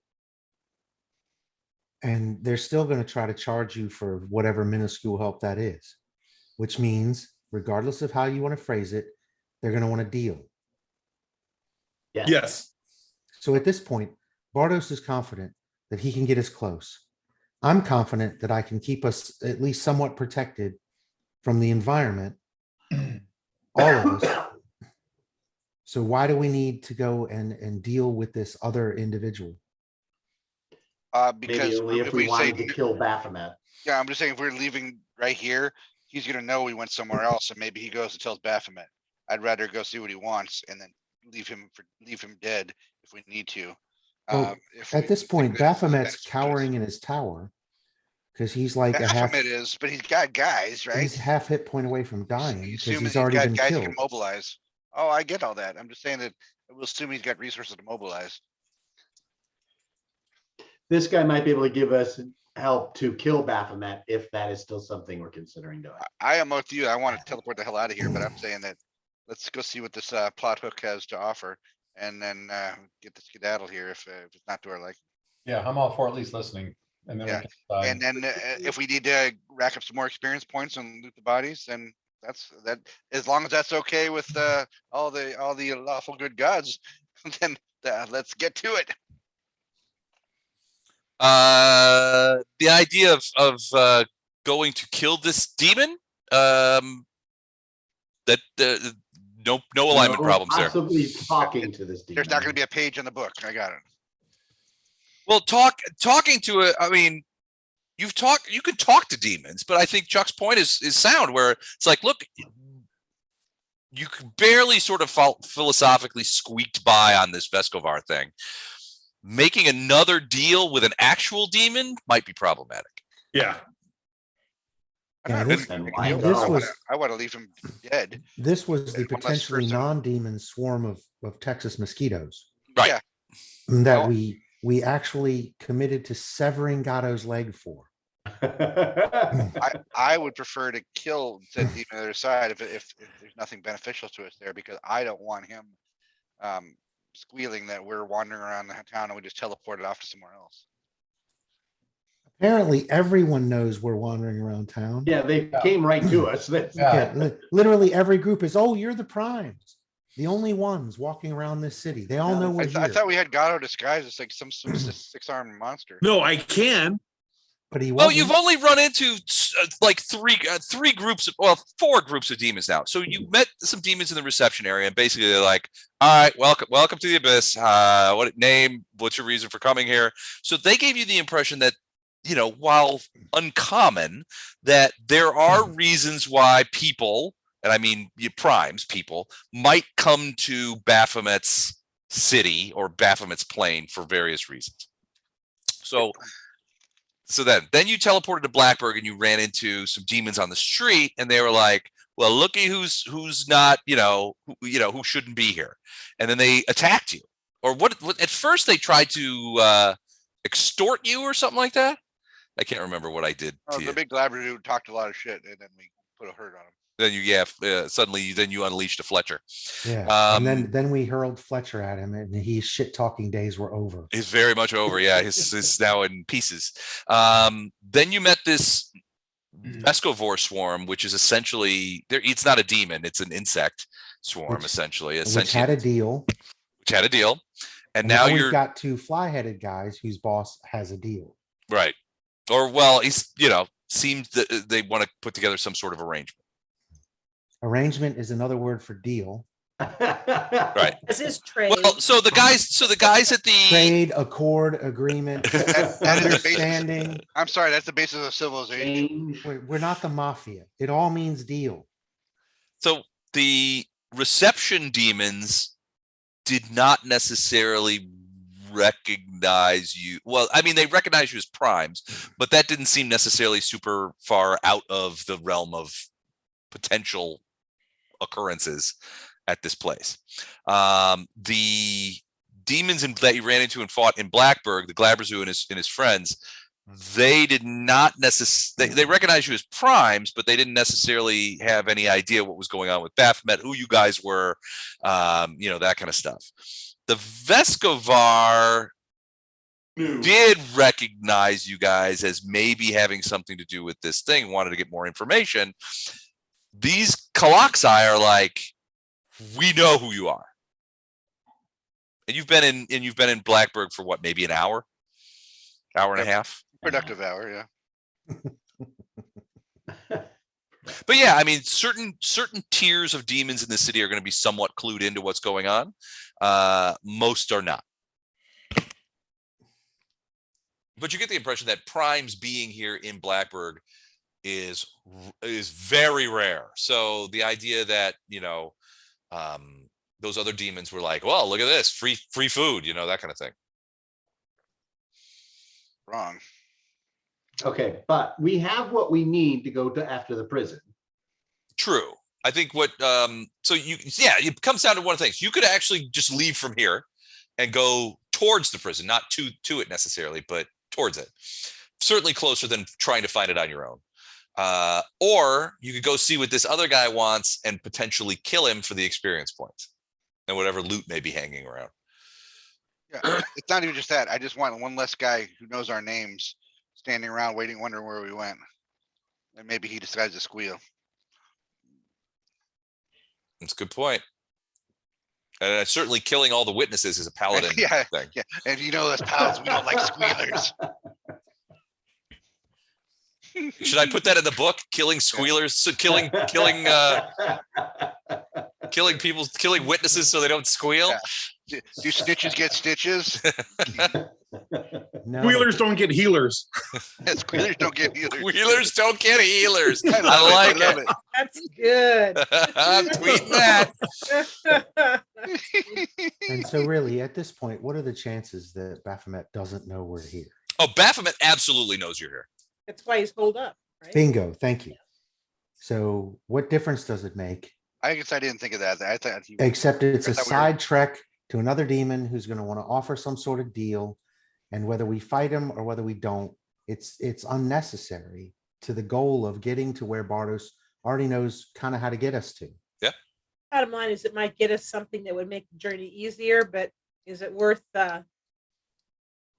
putting you on a path that you're uncomfortable? Not Well, Temporina. I'm ready to No, go. at this point, if you guys want to go and see this thing, Lothar's fine with that, but is it necessary? And once we get there, is it going to turn into another issue of should we be dealing with this or not? If we're going there just to launch attacks, fine, but that doesn't sound like what we're going there for. We're going to hear him out and we're going to listen to some half-ass idea of a deal from our chaotic evil DM who's going to try to make it sound really good. Awfully. He even upgraded to chaotic evil. When it now. comes to demon deals, I never half-ass it. I always whole-ass it. Yeah, it's going to be fake news in its fullest form. Just like every time he recounts our adventures, it's always we murdered a demon. Not we killed it. We murdered a demon who was trying to defend itself. This is just as fake a news as you can possibly Stand your get. ground. Yeah. So really, do we need to deal with that anymore? Or can we just let Bardos take us where we need to go? I'm fine with it. If that's the party's will, let's do it. I'm perfectly happy to get out of here. I say to my Rita's things in. that I Fletcher don't would like leaving vote for AP. fighting something. He's tired of talking. That's our Fletcher. All Bardos would say is that we do also have to get to Baphomet, and I mean, the whole enemy of my enemy is Yeah. not necessarily a friend, but not an enemy for a certain amount of Whoever's time. offer listening to this offer, whatever it is, we can choose to ignore it or not, but if. We're gonna have to come up with some sort of well, we BA don't know how Baracus. beneficial it may be BA if we don't listen at all. Are you going to start anesthetizing? the Yeah, I'm gonna troops? start anesthetizing the priest. Like for BA I ain't getting getting on on a that plane. plane. I ain't getting on that plane, Hannibal. Anytime you guys have to talk with the demon, you're gonna have to, all right. We're gonna wake Someone- you up. We're all gonna be all covered up in blood and like wounded. Yeah, Like Lothar, wake up! What happened, fools? The thief is going to stab Lothar on the neck with some drug. Put him out. Here, drink this Told you potion. no demons. It's good for you. Probably the only harder place than the prison to get to is gonna be this tower though, so we're probably gonna need some help to get into that too, eventually. Maybe not now, but eventually. It's a good point. We could always come back for the. Well, and the other Assistant. thing is, and this may be just an account of how long it's been since we played this, but our mission here is what? Isn't it to save the Herald? To save the Herald, yeah. No, we have a twofer. If it was just Save the Herald, we could already be on our way. It's also to put the whack on Baphomet. Right? I believe that was pretty. Where did we pretty very get well that? stated. Where did we get that mission from? It's a subquest. From Nocticula? Did we not? get No, it? no.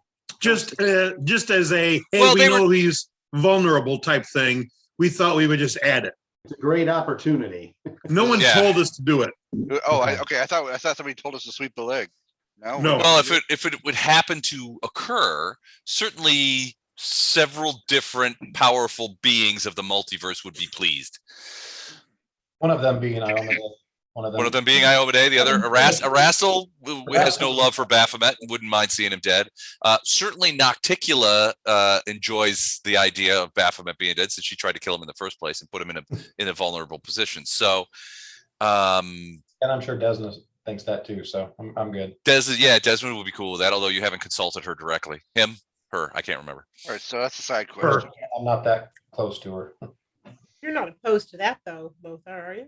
No, not at all. I'm just, what I was trying to remember was if our sole mission was to save the Herald, and if we had sort of Focus. personally accepted, while we're here, we may as well try to, right? So if Right. our mission was to save the Herald, Yeah, that's Yeah, our primary mission. I would suggest we focus on that and get it done. And All right, then, sure. I was thinking we had a twofer mission. but yeah, if- and then the if- other if- part, if we decided that a lot of people that we're all sort of connected to would be very happy to see Baphomet go down. If that's the case, then as a secondary, that seems acceptable. But if all of it, if it was, we're supposed to save the Herald for Iomade, and the only sort of connection to take out Baphomet was Nocticula, obviously Lothar is less Not thrilled. enamored of doing anything that Nocticula wants. I get that. Baphomet is one of two major evil deities that created the world room, I believe, right? Les, I mean, Baphomet and Discari, yeah. Yeah. so he's one of our two primary enemies. Okay. Isn't it like greater evil too? Like maybe making a deal with a small lesser demon is acceptable when you're going after the giant demon? Wow, look at this elf over I here. mean, I'm just- Oh, I'm just philosophical. postulating Yeah. because I I better, don't I better want check alignment here real quick. Wonderful don't twisted want paths that humans go down, Lothar. yeah. I want Lothar to feel like he No, and sort of as an aside, yes, that's probably acceptable. But from the point of view of what Lothar has always tried to be, he's going to be resistant to that no matter what. It's just the way it is. He doesn't want to make deals with anything evil. He's perfectly happy to kill them or heal you while you do. But the idea of constantly going around and get the dog or the bone for the dog who got the cat or the cheese for the rat or whatever, all of that sort of stuff with the demons. Yeah, that's You've been reading yeah, my DM's notes. that's kind of We all agree with you, Lothar. uncomfortable. We all agree with you. Could you smell this rag real quick? Tell us what you think of this. I ain't getting on that plane, damn it.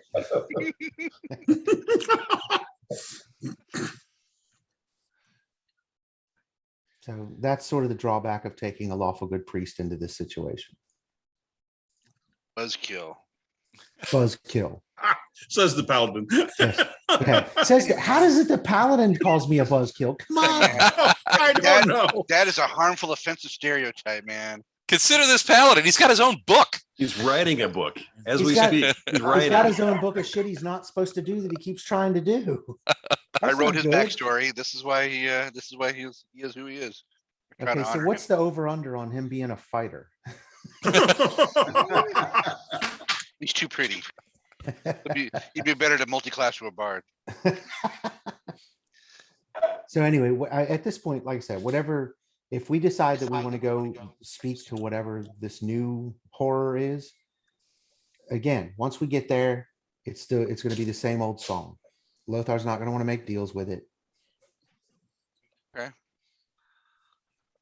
Let's go We're see trying it. to talk you into it. And yeah, you guys will all try to justify why they're not really deals. They're just accords. They're agreements, but not deals. could be free But if to we look at think both our. it's He makes a strong necessary- point. Or he could have a better way. Maybe he can get you inside the prison without having to deal with the father of worms and all that kind of stuff. And all he father of wants is worms. Gatto's other leg.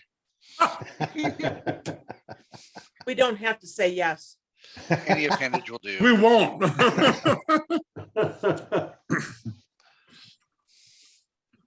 All right, so you know where Lothar is. Make your decision. I have to go let the dog out, or I'll be cleaning up things for an hour. Woof. Don't turn on the Roomba. I think when we just talked about it, we had more yays than nays, right? Oh, yeah. I To think go see everybody- Orengofta? I think everybody Yeah. with Lothar was on board. No, Once Fletcher again- wasn't either because he wants to fight and this is just more talking, but that's just two, so. There could be well be on a fight on the other side of this fly, guys. And You I state promise my a case. fight, he'll go I wherever don't, you I don't want. necessarily want the deal. I want less people knowing our business wandering around alive. Fletcher, haven't you used your blade enough today? Not nearly. Once has the taste for blood. Just getting started. Nothing. That was that wasn't even an appetizer. I didn't even rage. Come on. You're right. The Vescovars want the other leg. No. Come on. It's No. delicious. I thank you, but no. Some fava beans and a nice Chianti. They're chanting, "Give us the rest now." Give us the rest. Give us the rest. I want to Push him in. Push him in. I want to follow these guys and see what information we can get. Yeah, it sounds like that's where the ball. But no one's surprised by that. So Yep. So we're gonna wait for Chuck to get back or just go? I think Is that the consensus? You guys are going to go? We go while Chuck isn't here. Yeah, he knows it's We just, coming. we Might as just well BA just go. practiced him. He knows it's coming. Yep. If we wait for him to come back, we have to debate it for another 20 minutes. Oh, shit. No. He's back. All right, the consensus, we want to go with the Fly Guys for a second, Chuck. Okay. Let's do All it. right. All right. So they are like, oh, excellent. Surely you will find Orengofta to be among the most entertaining and wonderful of demon lords, and one of them is talking about how he like sort of runs this area, and you get the impression that maybe he's the equivalent of sort of like a local sort of mafia guy or something like that, but very much a local Legitimate businessman. yeah, sort of. Well, there's no business here. So that's the weird thing about this city is there's no business. Everybody works for Baphomet, and it's really sort of stultifying when they're not working for Baphomet. They're either resting or eating, and that's it. And they eat each other, and they fight. The demons fight each other, and they squeeze out whatever little entertainments that they can get. And this guy seems like maybe he is sort of one of those extracurricular guys that provides food or what have you to the other demons, but it's not illusion. This is not Illusionera. He's Red from Shawshank Redemption. I got it. Kind of, yeah, a little bit. I mean, it's very much in line to think of Blackburg as sort of a prison. It was designed. The whole plane was designed as a prison, after all, by Asmodeus. But Baphomet uses it as the holding pen for his demonic slaves. Everybody here is a slave to Baphomet, essentially. These guys grab onto you with their cold little hands, and you teleport over to a hallway that looks very much like the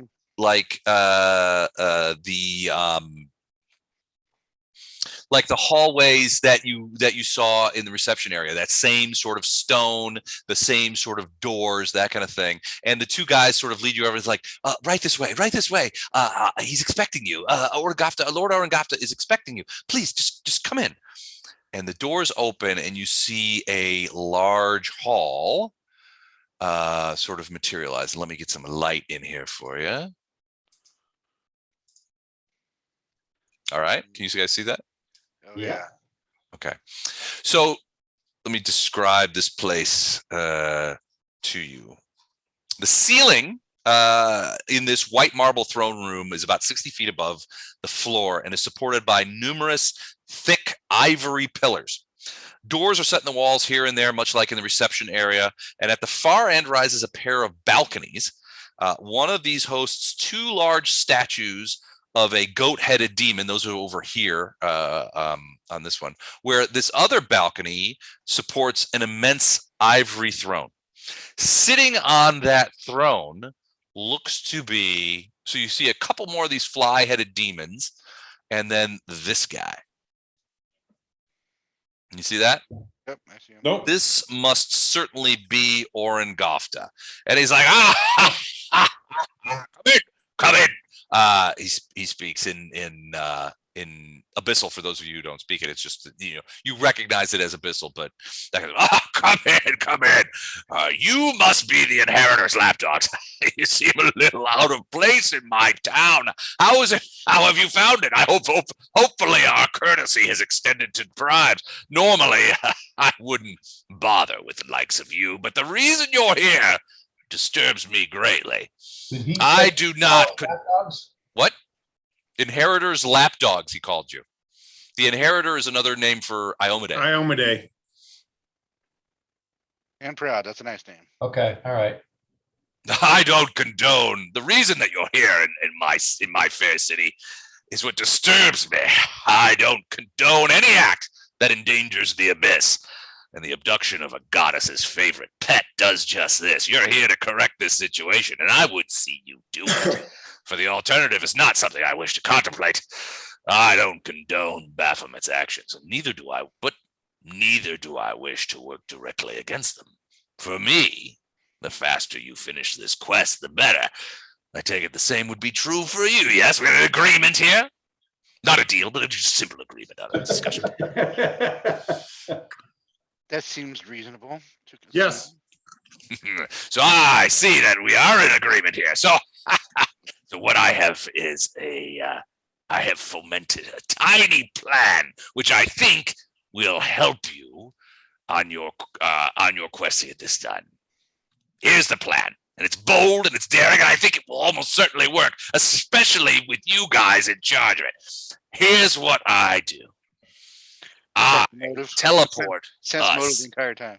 Okay. Go ahead and roll it. I actually don't know if I have sense motive, but I would definitely want a sense motive if I have it.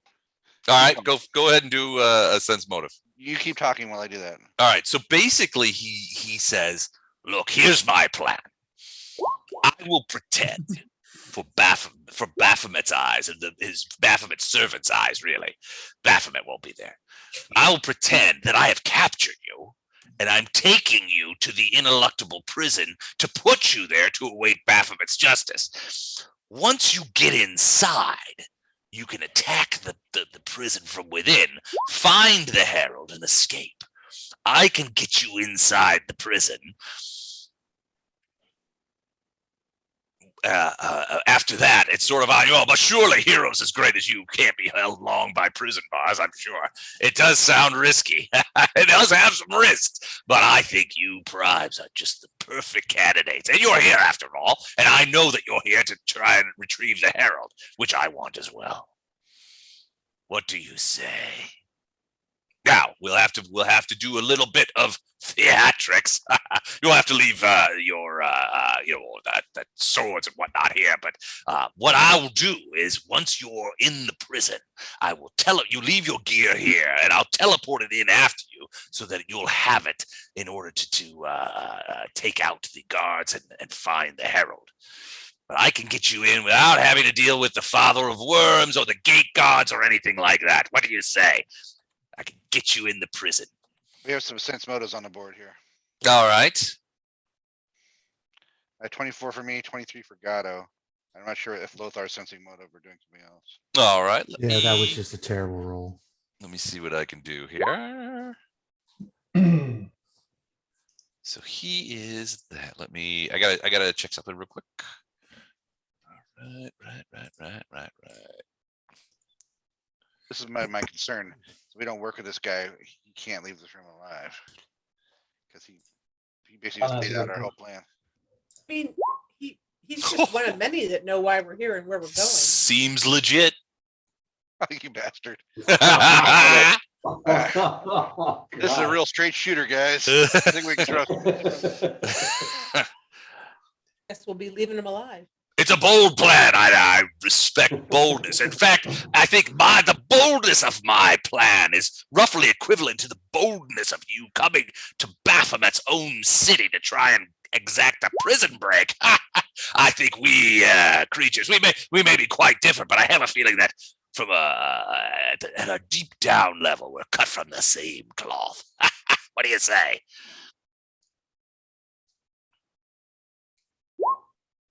Arnold will say, I think we should kill him. Yeah, are we in? We have an arrangement. I will. So I can arrange for the teleports right away, and you can see him sort of reach it. Separated from our weapons. I don't like that plan. Wait, where do we see him reaching? into his sort of like he's got like a weird skull cloak on. He pulls out a big sort of like scroll thing with the two things on it. He's like, I can get us to the gates and get you into the prison. After that, I'll teleport your stuff in with ease. Why not just teleport us with our gear? I don't understand. It seems like a big then they'll know that you're not there as prisoners. The ruse won't. I can't believe that someone like you wouldn't understand this. If we teleport you, you're in armor and festooned with weapons like you are now, well, you don't look very much like prisoners, do you? The ruse will be sussed out immediately. The guards at the Ineluctable Prison are not pushovers, you know. They know their jobs. We have a counter for this. Gatto, show them what you can do. I changed my appearance into looking like one of the Fly Guys. Okay. This member of our party will carry our gear in. If it accomplishes the same thing, less risk for us. The plan is the plan. It will work. It's bold and it's perfect as it is. If you try to change it now, it won't work. I guarantee it. You primes don't have any idea how things work around here. It's certainly not how they work in the Ineluctable Prison. I do. I've been to this place. They know me there. Trying to put some armadillo-headed colossi in charge of carrying bags of gear is not going to work. It throws too many chaotic elements into the plan. I'm sorry, but it's simply stupid. It's a stupid idea. Hey, good day. Yeah, not giving up my stuff. No. Okay, well, maybe it wasn't a stupid idea. I'm sorry. Sometimes I get frustrated, and I am a demon after all, and frustration we act out. Nevertheless, I don't think this will work. When you teleport a group of prisoners, it is possible that you would take some of your guards with you, right? I suppose. What's your point? If I look like one of your guards, what is the issue? If you're carrying a giant bag of materials in there, no one's going to put it past you. Mike, I would never bring a whole giant bag full of stuff. The portable hole folds up like a handkerchief. He wouldn't see anything. Ooh, is that a portable hole? May I see it? No. I've heard of such things, but I've never seen one in person. Well, I want to make sure that I don't even know you have one. I will not be appearing as if I'm carrying all of their gear. I have to say, I think this is a gentleman. I don't think you understand, Primes. This plan will work the way I have described it. Throwing a bunch of new elements in it is just going to screw things up.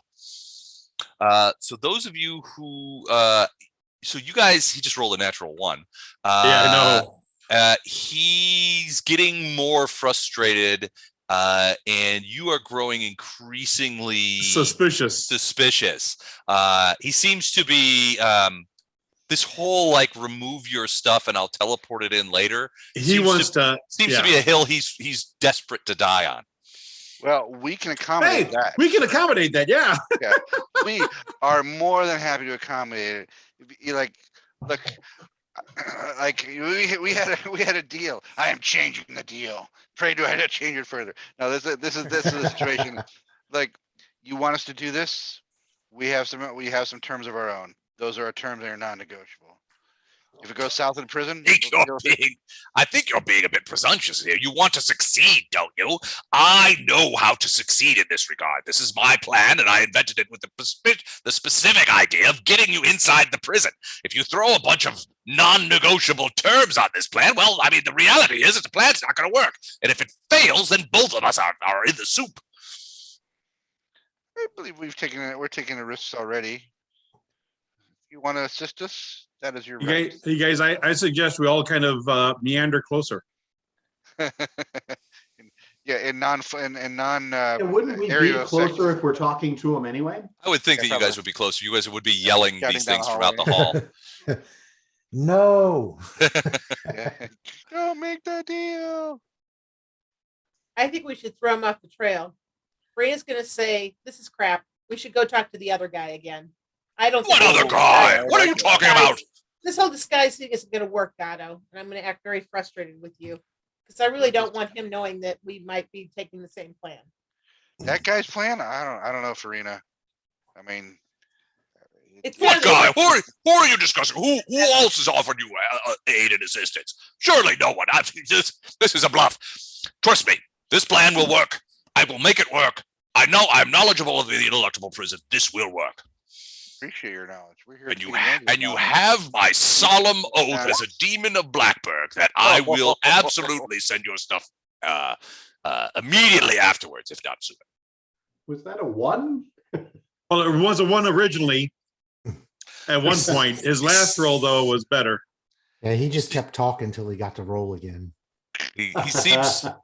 I mean, yeah. I mean, after that natural 1, you guys are like, this sounds sketchy as shit. And he seems very into the idea that you guys leave your gear here. And he'll take you to the prison. He'll get you inside the prison, and then he'll teleport you your gear afterwards. No. Bardos, give me a quick knowledge planes check. 27. You know, there's something about when he says that when he keeps repeating that he'll teleport your gear into the prison.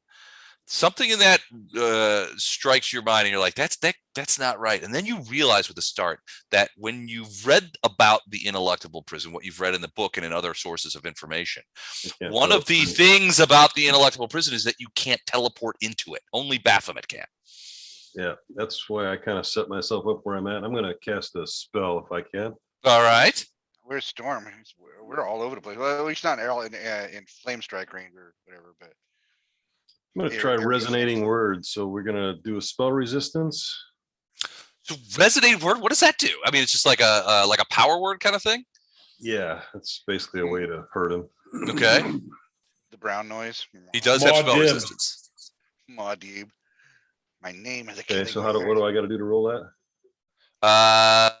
So it is a D20 plus your caster level. D20 plus caster level. Okay, I'm going to surge nano. Okay. So 10, 29.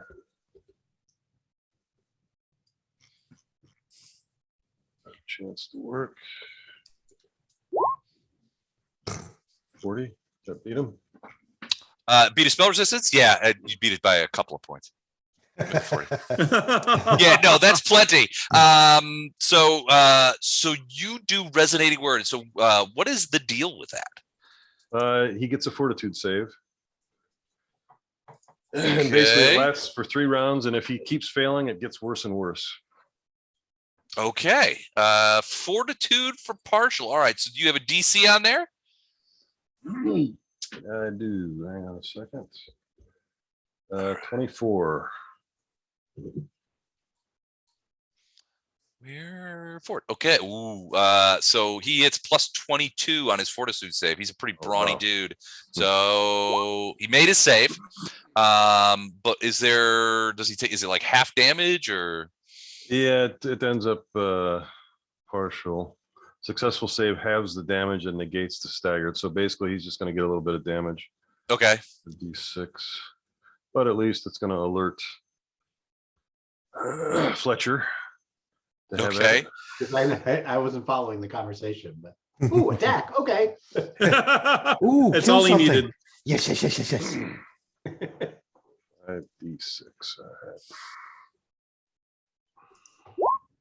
Half of 23 was it 11? Yeah. Okay, 11 points of damage. Let me go ahead and take that off as he yells and just like, ow, my ear! What have you done, wizard? You attacked me in my own throne room? Roll for initiative. Knave. All right. Flashheart has rolled. Flashheart has rolled the best initiative Flashheart has ever rolled ever. A 1? That That's 20. is pretty impressive. 20, right? 2001. Let me get these guys. Ooh, they're fast. Oops. Hey, Les, can you put that 10-foot aura back on Storm Sure. Give me a second here. that everyone can see? Must tend to his demon children first.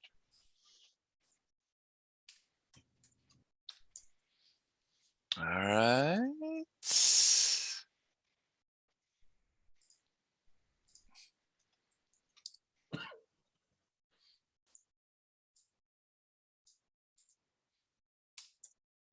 All right. 10-foot aura on Storm coming right up. Added a red one. A red line? You want it to be red? I think red is what you had it last time. So it didn't. It was different than what Lothar has. Better? Yep. All right. Excellent. All right. So at this attack, after you do the resonating word, the fly-headed demons, who are very much sycophants of Orengofta, are like, oh my god, they've attacked the boss, and they immediately come swooping in. They are going to fly. They all lift off into the air and start swooping in. So 1, 2, 3, 4, 5, 6, 8, whoops.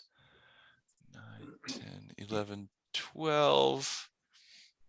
All right, so 1, 2, 3, 4, 5, 6, 7, 8, 9, 10, 11, 12. He's going to swoop down on him. 1, 2, 3, 4, 6, 8, 9, 10, 11. He's going to swoop onto him. And I think here, so they will all, except for this guy who's going to have to move in to get closer to here, so he won't get an attack. Every one of them will get one attack on the creature that they've swooped in on.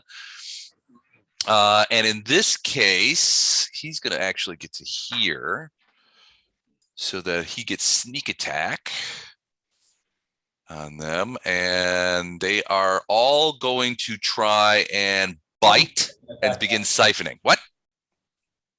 On one of the ones that came well within her range, Storm's going to take the attack of opportunity. Because they're passing into and through a threatened square. She has reach. Yeah, she has a reach of 10, so. Gotcha. Okay, pick one. We'll go with the bottom one.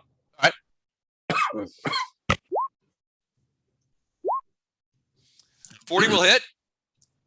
So 40, you can't, it's a flying creature, so no trip attempt. So 37 points though, because they are evil. I mean, 40 points. Okay. So yeah, she does get that hit.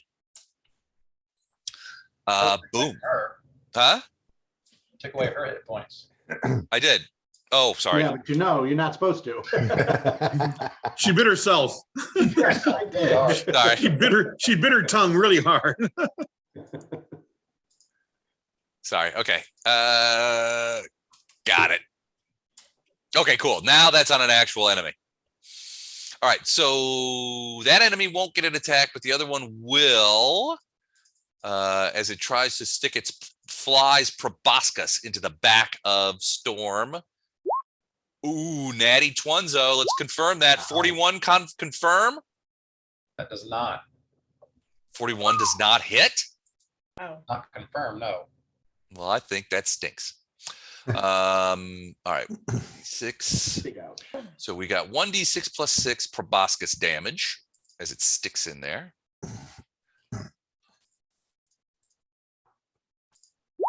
$10 points, and then 4d6 sneak attack.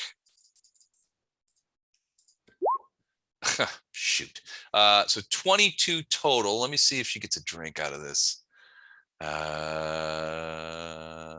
Any creature bitten by a Colossus. I need a fortitude save.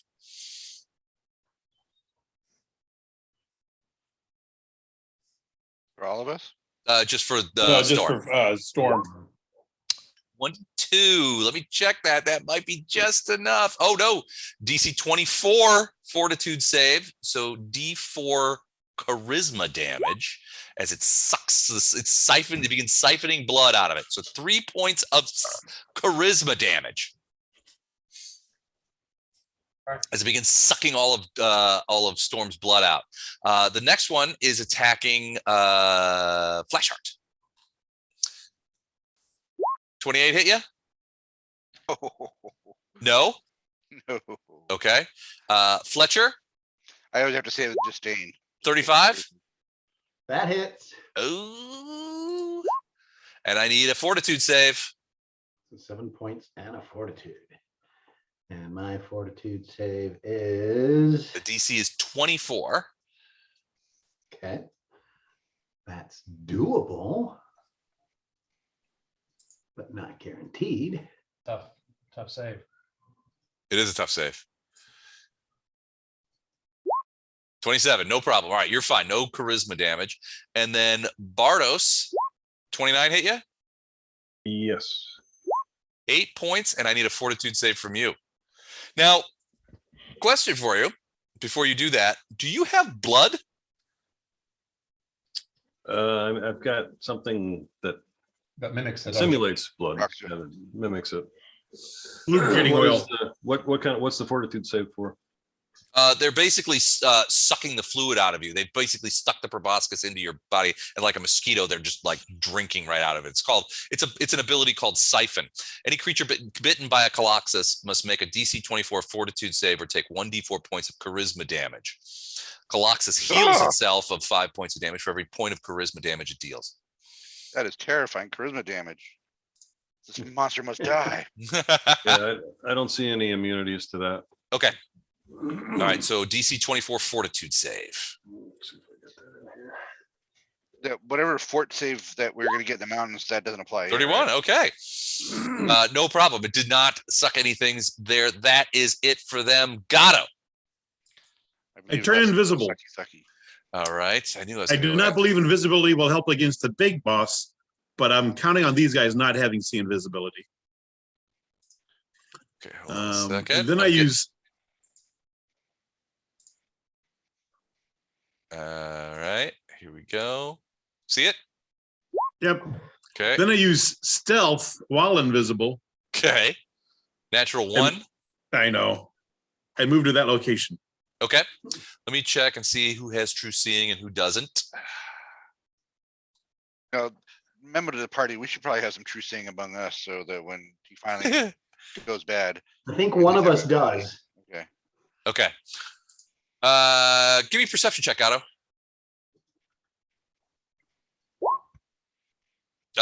You get the impression that the fly-headed demons do not see you, but you definitely, as you look over at Orengofta, he's looking at you. Yeah, I got to do a better stealth check next time. Yep, he sees you. He's like, what is he doing? Otto disappears. All right, so that's it for you, That is it for me. Lothar. Action and a move. Want to cast Blessing of Fervor? Ooh, do you get everybody or no? I get everybody. Okay, So everybody except for you know who got him. Oh, did Gatto move more than 35 feet away? He did. Okay, so everybody except for Gatto gets to choose increase speed by 30 feet, stand up as a swift action without provoking an attack of opportunity, make one extra attack as part of a full attack action using your highest bonus, +2 bonus on attack rolls and a +2 dodge on AC and reflex saves, or cast a single spell at second level or lower as if it were large, extended, silent, or still. Okay. And Nice. is that, I can't remember, is that a one time or is that continuous? No, It it lasts lasts for rounds. It lasts for 13 rounds. Right. And each round you get to pick which bonus you want from it. So there are what, 5 options. You get Now to we pick have the, which, yeah, go ahead. you get to pick which one of those options you want every round Nice. for 13 rounds. I gotta pull that one up just so I can review the options each. Yeah, sorry. No. Now, like adding turn order to this map was a godsend, right? Like, look over as soon your turn is, but then having now we need like. Yeah, that's a smart idea. We need like a buff drop. Yeah, that adds it there. That's nice. Yeah, so he's got Blessing of Fervor at 13. Yeah, 13. It's a countdown essentially. Smart I'll way take to one do off. it. Countdowns, yeah. That shows you how many rounds are left. So It automatically takes one off as we go through. So Hey, real quick, I Hmm? forgot, does this not stack with haste only if you choose the extra attack thing, or does Yeah, the entire spell not These stack? effects are not cumulative with similar effects such as those provided by haste or a speed weapon, yep, right in there. nor do they actually grant an extra action. So you can't use it to cast a second spell or otherwise to take an extra action in the round. What I'm saying is, can you choose the +2 to attack? then- Blessing of Fervor does not stack with haste. It says it right in the spell Yeah, description. it's- Does not that's- stack. That's literal in the Well, spell. I think what Mike's gonna ask though is like, so then I wouldn't take the extra attack if I had haste because I'd get the extra attack from haste and it wouldn't stack. But I would take I maybe wasn't the sure if- +2 to if hit. the spell itself does not stack with haste, or just if you use the extra attack, that effect doesn't stack. According to this, it is a sentence all its own. It does not stack with haste. Yeah, that'd be the spell itself. you can't use both. Okay, so that was gonna be my first action, so I'm not doing that now. Okay. Is it even your turn? No, but that was Well, gonna. he just needed to know for when it was his turn. Okay. All right, Lothar, you have another action, a move action. I'm good Me. where I am. Good where you are. All right, Flash Heart. This All thing right. just tried to take your charisma. Yeah, You're not going to stand for that, are you? I am not going to stand for it. Sorry, fly guy. I thought we were cool, man. All right. Well, they're shocked that you well, they're shocking is that you would attack their boss. That's what they're responding to is the resonating word. Did I roll that? Oh no, I haven't rolled it. Okay. And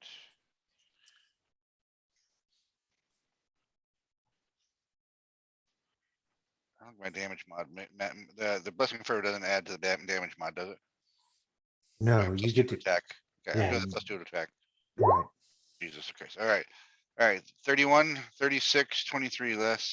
All right, so And I'm hasted, so I get the oh wait, second swing is a potential crit. It looks like. Is that third one correct? too. So, that's All right, the 18. 23 will miss, Okay. but the first two will hit. What, and then Is the that- fourth one, because I'm And the hasted, fourth also one. hits, yeah, which is that is a He's natural, not right? hasted. I thought I was hasted. Oh, we were talking about that now. Okay. Oh, blessing fine. of fervor. You take the Has an you take option the of extra hasting. attack.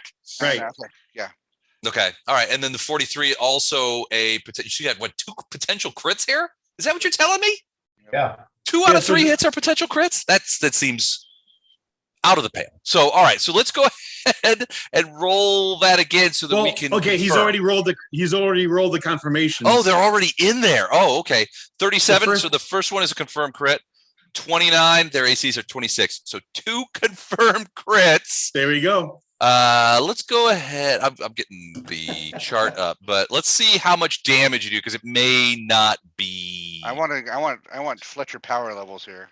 All right. So you do 20 points. So 22 points of damage on the second swing.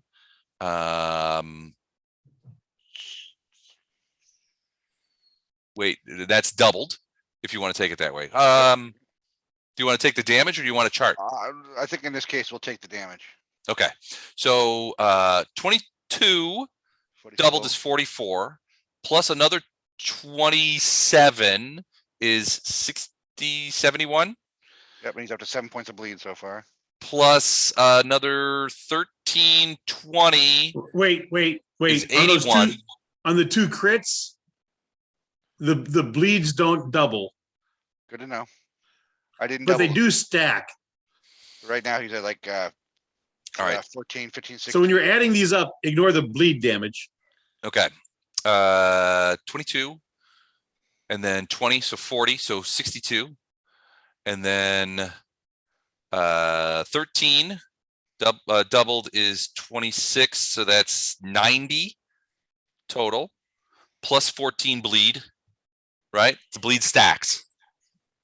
Okay, But so next the turn, only ones that are causing bleeding are the critical hit ones. He's got 9 bleed points total this round. Oh, Ah, it only got it. bleeds if it does a crit. Right. All right, so 9 I did bleeds. not- So good to know. so that's 99 points of damage. Unless you want to take this chart. No, I'll take the damage. All right, so 99 points. And then plus 9 bleed. And a 9 bleed I'm going to put in there. So I'll just put it in this one. So I will remember it. 9 bleed. So yeah, he's an unhappy boy. I will say something like, suck on that, evil one. Suck what now? All right, so that's flash art. That's it for you, yeah? Yeah, it That's is a little full round action. Yep. That's a full round I action. I didn't take the chart because I was positive I would kill him and he's still alive. That's a little disconcerting. But okay. Moving along. Yeah, All a right, lot of as hit a points. so first things first, as a free action, Orengofta is going to enact his unholy nimbus, Ew. That doesn't which sound is lovely. this. Sounds good enough. Boom. Oh. So unholy nimbus. As a free action, a nalfeshnee can create a nimbus of unholy light, causing nauseating beams of writhing color to play around his body. One round later, the light bursts in a 60-foot radius. So it is going to burst. It has not yet. Any non-demon creature caught in the area has a problem. So, so now you see like lights sort of swirling around his body, which look like they're going to explode. Then he is going to. Ooh, yeah, he's going to do that. He points at Bardos and casts a spell at Bardos. Do you have spell resistance? Bardos, you do have spell resistance, don't you? You're Hello? muted, Gordon. Muted. Oh, you're No, muted, I Gordon. don't. I don't have it. You don't have spell resistance? Nope. All right, he's going to cast Feeble Mind at you. It's instantaneous. Target one creature. Will save negates. And the will save on this Feeble Mind is DC 20 will save. I've got a +20 to my book base, so I can't fail it. Well, Yeah. that's kind of a bite in the ass, isn't it? I get a Well, he point. didn't That's know my that. spell resistance. He does that and it tries it, and then when the spell fizzles out, and you're just like, my iron will protects me from Feeble Mind. He's like, oh, you sorceress bastard! I will get you for sure. And then he stands up out of his throne, and you can see he pulls out what looks to be an enormous sword that looks like it's made of gold and crusted with jewels, including on the blade. There's some incentive for you guys, Flashheart and Fletcher. Well, not probably not you, Flashheart. But All right, Ooh, so that's very him. Fletcher, before you do that, give me a perception check on Orengofta. What'd you roll? 24. All right, so you're a guy who knows his way around a sword. You've chopped legs off. You've killed foes. You know how to do this. You get the impression that that sword in Orengofta's hand is not a military weapon. You're not sure why he has it, but it looks more like it's decorative. And he certainly, and he as a potential attacker does not look like he knows how to use a sword. He's If more that a makes any stealth sense. actor. Got it. Okay. It could be a holy relic or something. It's laden with magical abilities, though. Well, Yeah, probably Bardos a has, wand. Bardos, do you want to take a moment and look over that at that guy? At the sword? Sure. It does not radiate magic. You have always on detect magic, right?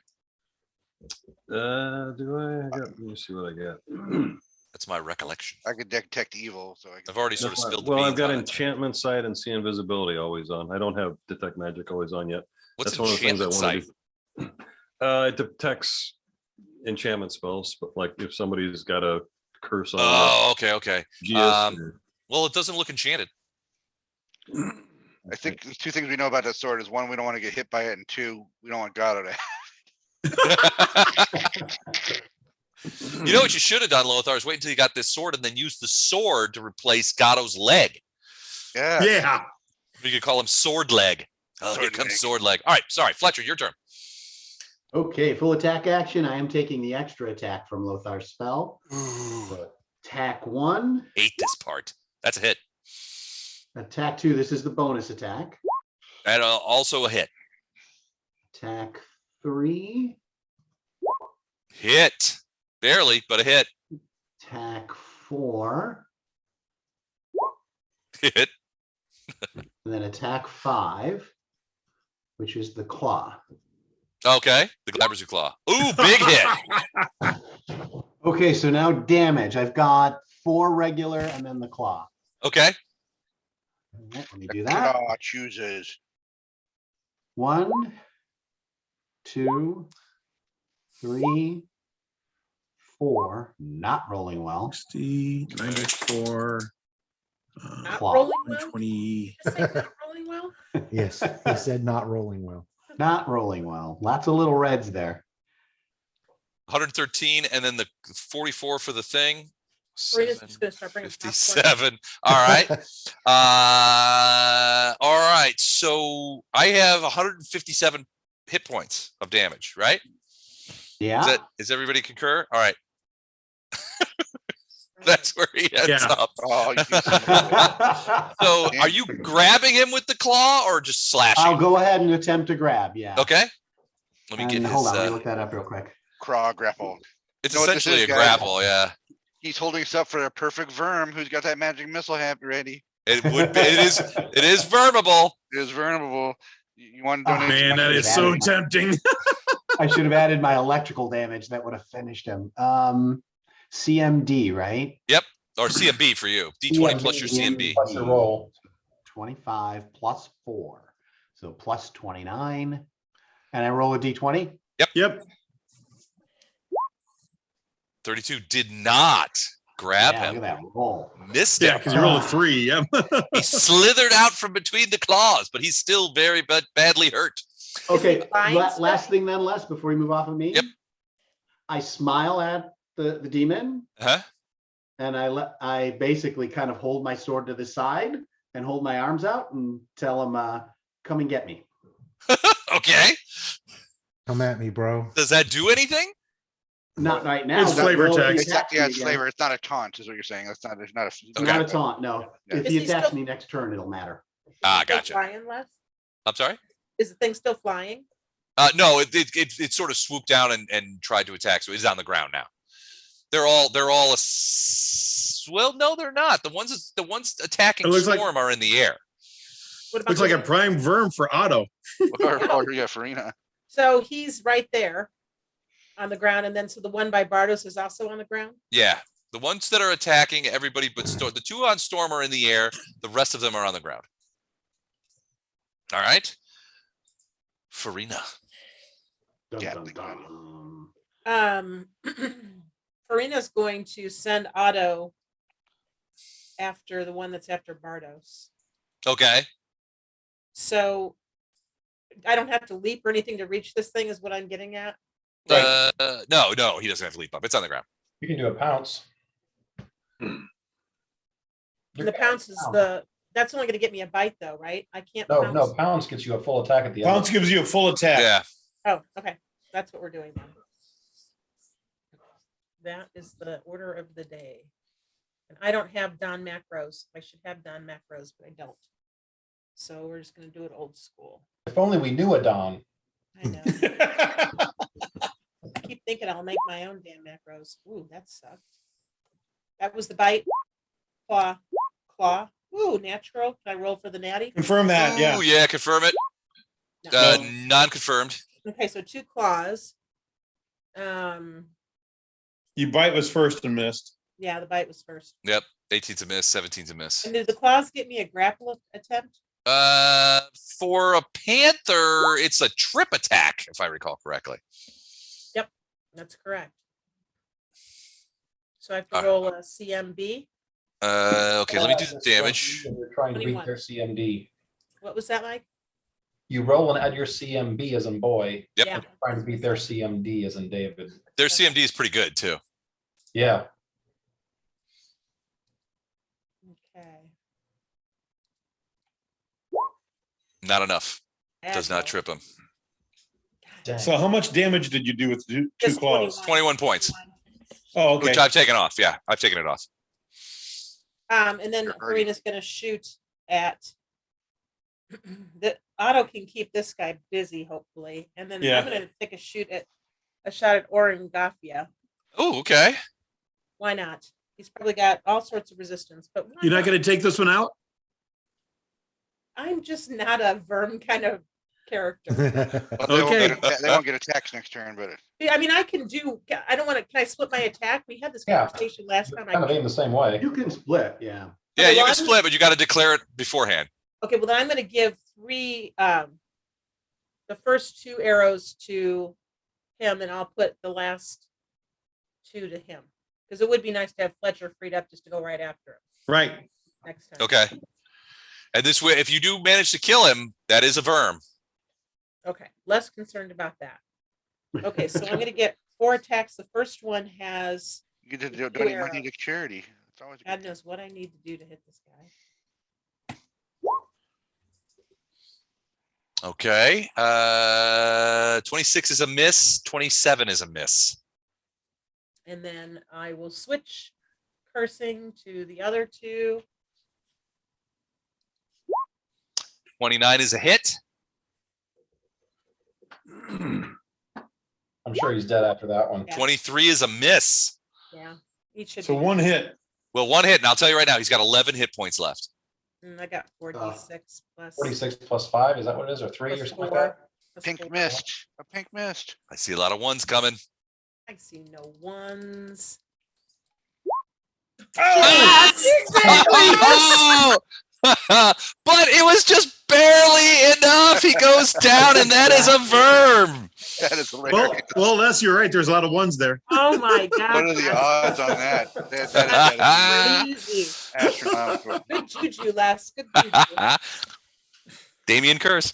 Now it's a $5 donation, right? To cancer. Yep, that's a charity? $5 donation to St. Jude's. All I right, donated like $20 a couple weeks ago. perfect. All All right, that it for you, Farina? Yep. All right, Ilindar and Storm. It looks like he's hurt a little bit. Did somebody hit him already? Or is that just the way the house? Storm, yes. Yeah, No, Yeah. not Storm. yeah, the That guy at the bottom. Yeah, he got attack of opportunity, but the other guy Storm missed his fortitude save. No, the big guy. The No, bad she guy. means Orengofta. Oh, he does look a little. Oh yeah, damaged. he got hit by What started this whole thing? Bardos? oh yeah, the resonating word. Bardos hit him with the resonating Oh, word. Bardos. Okay, got it. I'm going to try to verm him. Big guy. All right. Okay. You just Doesn't do that. qualify. You do that. Too many rules. You can't do it. Go Don with his plus 125 bleed. Les is so excited to watch him bleed out when his leg got chopped off.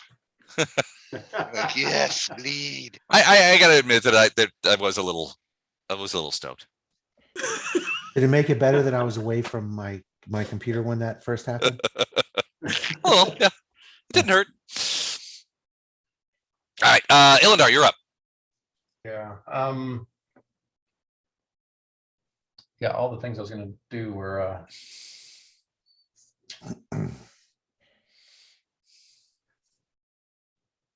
I'll tell you what, we're gonna go Storm first.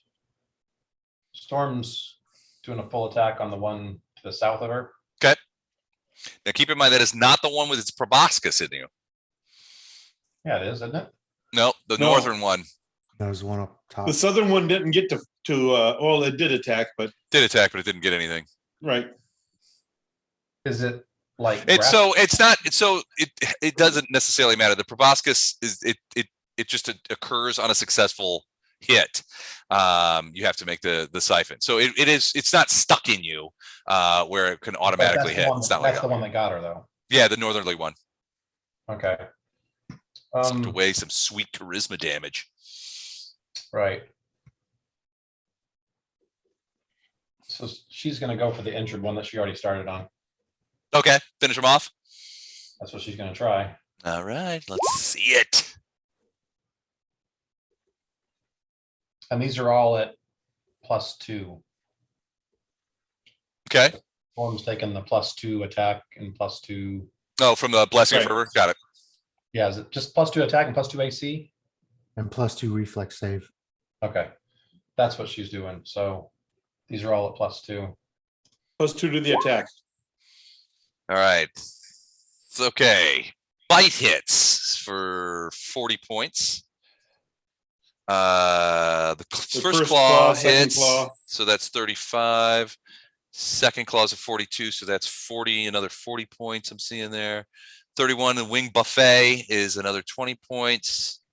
And then a 34, that's also hit, so another 19 points. So let's tally that up, shall we? 14, 5, 8, 120, 140, 154. Does that sound right? And does the 45 trip it? Oh, they're flying. They're flying, but it's not going to matter because she basically swats it out of the ground, smashes it to the ground, bites the crap out of it, and separates a couple of limbs from its torso, ripping it to pieces and making a huge mess. So it is down. Ilindar, what about you personally? Okay, Summon a Brontosaurus maybe, or oh, Yeah, and wink out Storm.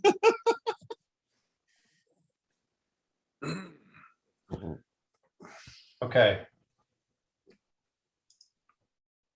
So I'm doing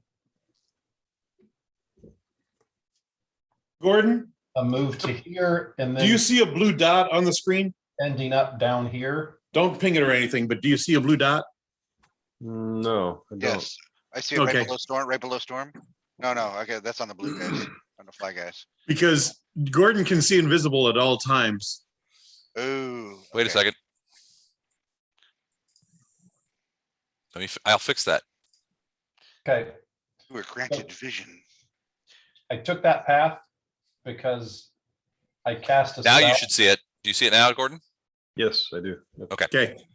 All right. So then again, Mike, I'm sorry. I took that V and did my movement because I Okay. cast a spell, Stone Skin Communal, but I have to touch them on the round that I cast it. Okay. But the only ones I could get in one line are myself, Storm, Lothar, Fletcher, and Bardos. And that's where you end up? Yeah. Okay. How Only fast one- are you moving fast? No, that was one action to do that. You went like 8 squares. What's your speed? 1, 2, 3. Oh, wait, I've got the, I can do the extra movement. So you know what? I'm gonna add. So hang on, let me go back to where I was. What is it? Is it Q? Don, what was it to? Q. Q leaves a waypoint.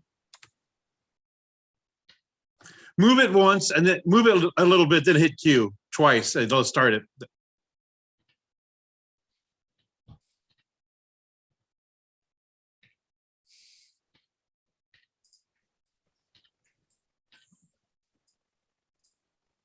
Okay, so did you see that? That I gets see me it. my movement, and I get the entire party except for, I don't know where Gatto is, so I can't get him, but everyone's got Stone Skin now. All right. How long does that last? Like 10 minutes. This combat. So everybody's got DR10 everything, so you take 10 off of everything that you get hit with. And once it absorbs 130 points of damage, it goes away. Okay. Wow. All Does right. that stack on Barkskin? Yes, because Barskin's an AC thing. This is a DR. Does it stack with other DR? Yes. This With does. your DR, yes. Yeah, it comes from different things, so yeah. And yeah, you use the spells DR first Got it. because it does take away the full 10 points every time from what the spell can absorb. Right, right. It does not change armor class at all. Does not change your armor class. It just the first 10 points you would get hit with Uh-huh. don't damage you. Awesome. Got it. Cool. Thank All you. right. And you managed to like weasel around and touch everybody too. Which And it lasts for like 13 hits basically, because every time they hit, they're going to cause more than 10 probably. Yeah. Yep. Cool. All right. That it for you? Yes. Bardos. This guy just tried to feeble mind you. That would have been bad if that struck. That would have been real bad. All right, I'm gonna take a 5-step back, so he can't see me anymore. He's behind the pillar. Kind of. Yeah. Okay. Are you hoping he forgets you're there just because he can't see you? Oh yeah, let me do that. a He's little not going more. to forget. There we go.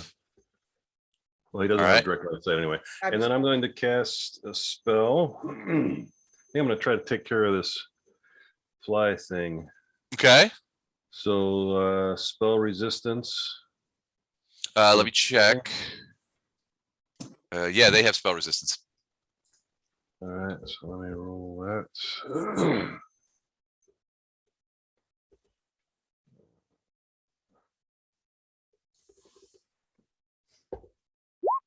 So, all Ooh, did not get past the spell resistance in this regard.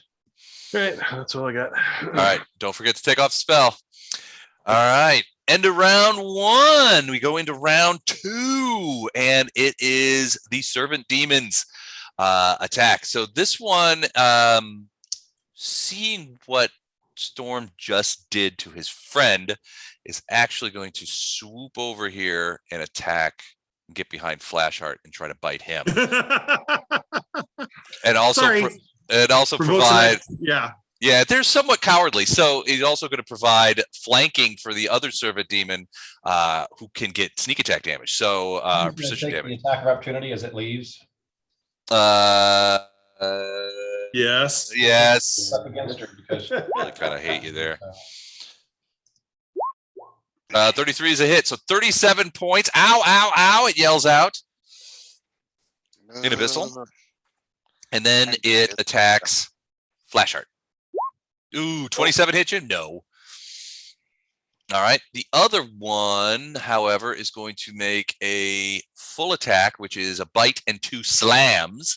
We'll do the slams first. First slam. Ooh, 42. Second slam. 43. And the Ow. bite. 42. Shit. I think all three of those hit. How? So How the hell how does he roll that high? Jeez. Plus so here's a 25? question for you, Gatto. Do each of those attacks get precision damage? The extra 46? He's master of damage tonight, Matt. Master of the die. Because of Yes. yeah, I thought so too. Oh, I that just want to one. make sure. All right, so first things first, let's do Excellent. the Slammaroos, which do 1d4 plus. Remember, the DR10 comes off of each one. Off of each one, right? Okay, 1d4 plus 4. So wait, the first slam is 5 plus, because of precision damage. 5 plus 11 is 16 points. So 6. 6 points. Second slam, 21 points. Yeah, so 11. 11. And then the bite, 20 points. 10. And then I need, as the thing begins to siphon out your juices, I need a fortitude save. This is that charisma damage. I'm turning ugly. So the DR really helped, but Damn, what they rolling plus 25s though. I mean, that's some heavy. I duty. know. They're not pushovers. These are demons on their own plane, man. Plus, you rolled what, 2 17s and an 18 or something like that? Yeah, that's Yep. true. All right, All right. so I need a fortitude save from you. All right, The I'm DC, making and I'll tell you right now, it's 24. The DC is 24. It's not a pushover. wait 1 second, making my fort save. Because say he's probably got the best port save in the group. He probably do. does, I but like charisma. I'm just trying to find my It's under saving throws. Yeah, I was on a different screen. I was looking at my character sheet. Sorry. Okay. One moment, everybody, hang in suspense. Okay. Fort save. Drum saving roll, throw. please. Wait, where are saving throws again? You should have a macro for saving throws on the bottom. Whisper, action and skills, perception, attack action, die roller. Didn't that show up as like initiative on top, something like that? Click on your character, see if we have it on top. There it is, on top. Thank you. Fortitude save? Yep. That's it. One time? 24. Oh, man, easily beats it. So no charisma damage, sadly. The southernmost servant demon is now, with Bardo stepping away, he's aggravated with Otto because Otto bit him last, so he's going to do a full attack on Otto the Ottonian. First slam, 39 to hit. Second slam, natural 20. Let's confirm that. 29. That's a mess. Ooh, still so Good. two hits, and then the proboscis, 44. I'll So hit. 3 hits. No precision damage this time. So first slam, second slam, 13, and the proboscis, 11. So 24 points, and I need a fortitude save to keep it from sucking those juices out. No. I only have to take off 14. Right? I I don't know if you got Yeah. touched by Ilendar. I don't know if didn't. Otto didn't. Oh, Otto did not. Yeah, Okay. I couldn't get down and That's reach cool. Otto. That's cool. It's cool. And then 2 points of charisma damage as it's sucking out Otto's juices. And that is the end of my servant demons. Gatto, you are up. Okay. Got it. All right. That it for you? Done. Yep. Lothar. Did that and moved. Got it. I see it. Lothar, Okay. you're up. Is he there? I'm Oh, going to do a 5-foot step to here. okay. No, that's not good. I'm going to actually move half movement. A little more than half movement to here. All right. And then I'm going to cast Holy Word. Oh, yeah. Ooh, okay. What's the range on that? 40, it's a 40-foot radius. So it's an additional 10 feet from the yellow you can see from my 30. Gotcha. Okay, so we'll So it definitely includes- hit everybody, all all the of it. demons. It 40 hits all foot of them. radius is like 80 foot. Yeah, it hits all of them, including the big guy. Okay. Holy word. Let's take a look. All right. yeah. All So not here's- good, will partial. Yeah, here's the question I don't know. So it ends up, their level compared to mine, basically. And you're So- 13, right? I'm 13. So equal to is the potential for deafened. -1 is blinded and deafened. -5 is paralyzed, blinded, and deafened. And -10 is killed, paralyzed, blinded, or deafened. So I don't necessarily think it's going to have much of an effect on the big guy, but I don't know what the fly things are. Creatures whose HD exceed your caster level are unaffected by Holy Word. Is that the case? That is the case. So if they're higher level than I am, it doesn't do So anything to them. So do we use caster level or do we use hit dice? Well, caster level and hit dice are the same thing for me. I'm 13. Not in for you, they are, but not for them. Well, let's see here what it says. So the Coloxuses are, and I'll just tell you, there's 16 hit dice, but only 12th level caster. Whereas this guy is 14 hit dice and 12th level caster. He has a lot of bonus hit points, so. No, it specifically says creature whose hit dice exceed your caster level are unaffected. All right. Orengofta's hit dice is 14. The servant demons are hit dice are 16. So in this case, in they that are case, immune. They're all immune to it. They're all immune to the holy word. Wow, I did not expect that. And wait, the big bad guy is a lower hit die than the little. Well, bad lower guy? hit dice, but if you look at it, so it's like if you look at the Coloxuses, they're 16 D10 with 16 hit dice plus 80 is their hit points.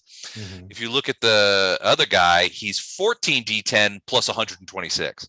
So he has a Well, much bigger hit point yeah, bonus right. outside of his thing. So he's Right, he's bigger, but but hit has die. fewer hit hit die- dice. Wise, he's lower. Yes. Yeah, hit die is how they adjudicate the spell. So Right. Does that mean All right. he's 15th level? Then they are immune.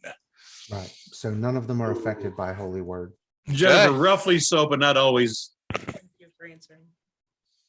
So that's my turn. All right, Flash Art, you are up. All right. Looky here, fly guy. You are sincerely pissing me off. Well, they're both on the ground now, so they had that, but they're both surrounding you, and they're both trying to. And that guy in front of you. So if they're both on the ground, I can take a 5-foot step away and shouldn't be an issue, right? No, yeah, you can take a 5-foot Correct. step. It won't provoke. I'll just That's the wrong direction, 10 foot. Yeah, you can't. That's 10. step- and it's you can't- 10 too. You can't step through Oh. them. well, how about there? Was that- That's That's fine. a 5-foot step. All right. So now, if they're both on the ground, does that mean I just coup de grace them or no? No, they're standing on the ground. They're not like laying on the ground. Oh, okay. I'm sorry. I thought they were like on the They ground. could fly, is why Don't they're get either too flying or excited. yeah, I got they've so landed excited. to attack you. I coup de grace you. All right. Yeah. They land and Just then say lay it. down instantly. Wait, what happened? With their little weak fly legs. Their legs are regular. Only their heads are fly. All right. So the one I was attacking before, I was doing this to him. Okay, 33 is a hit. So so let me do this. 13 for the first one. Second swing is a 27. That is also a hit. So another 13. 13. Third 24 is a miss, and the hasted attack 36 is also a hit. So that's another 21. So And those 21, two- yep. And those two are crits, right? Or a cancer crit. None of those were no, crits. none of those are Uh, chance for crits. 18 or above with a crit chance for my. Is it 18 to 20? Well, That's that's you an get- 18, but it didn't. Oh, it I didn't rolled a come up. 13. Okay, I'm sorry. The reason we incorporated the 13. confirming rolls is because you're +4 for your confirm. Got it. Okay, my bad. Got I'm it. trying to read this. All right, so a total 47 hit points of damage. Minus I already 4, fly 7, guy. plus another 9 bleed from last time, right? Yep. There you go. He's still up. He's unhappy boy though. He's all those juices that he so gleefully sucked out of other creatures are now leaching out of him. I was so busy looking for my character sheet this last time. I didn't take any of the damage off, I guys, unless you took it off me last. So yeah, we we've did got a verm opportunity on that guy too, because only Flash Art has hurt him. Does anybody remember how much damage was done to me? I'm trying to go back and look. I think it was like 26 or 27. It was, let's see, Do you remember last? 17, so one of them was 21, so one of them was 11. One of them was 20, so one of them was 10, so 10, 11, and 21. Then 6 was the first one, I think. So 27. so 27 total. Thank you. No. Oh, because of the DR. Yep. Got it. I think you took off more than 27 points. Yeah, you're at 0 for some reason. Jim. What happened Flash shark was, falls over. 90 minus 27 is 63. I should be at 130. Was I not fully healed? Yes. I was 63, Yes. so I'm at 86. I think I just. didn't get Okay, healed your that much. icon on roll 20 has you at 0. Yeah, yeah. There we go. I was just trying to He's fix it. apparently a teenage girl. Les He's is just correct. dead. Let's just correct. My hit point says I was at 90, but I'm sure we were healed. You hadn't been damaged for some time. No, we've been healed, right? What's So I your just what's took the your heal. total hit points? Oh my god, here we go again. 113. You Here don't we remember go the again. conversation? 113, 113 minus 27 is what? 86, 86. Okay, cool. which is what I'm at now. Got it. All right. That it for you? Yes, sir. I would like it to be more, but he's still alive.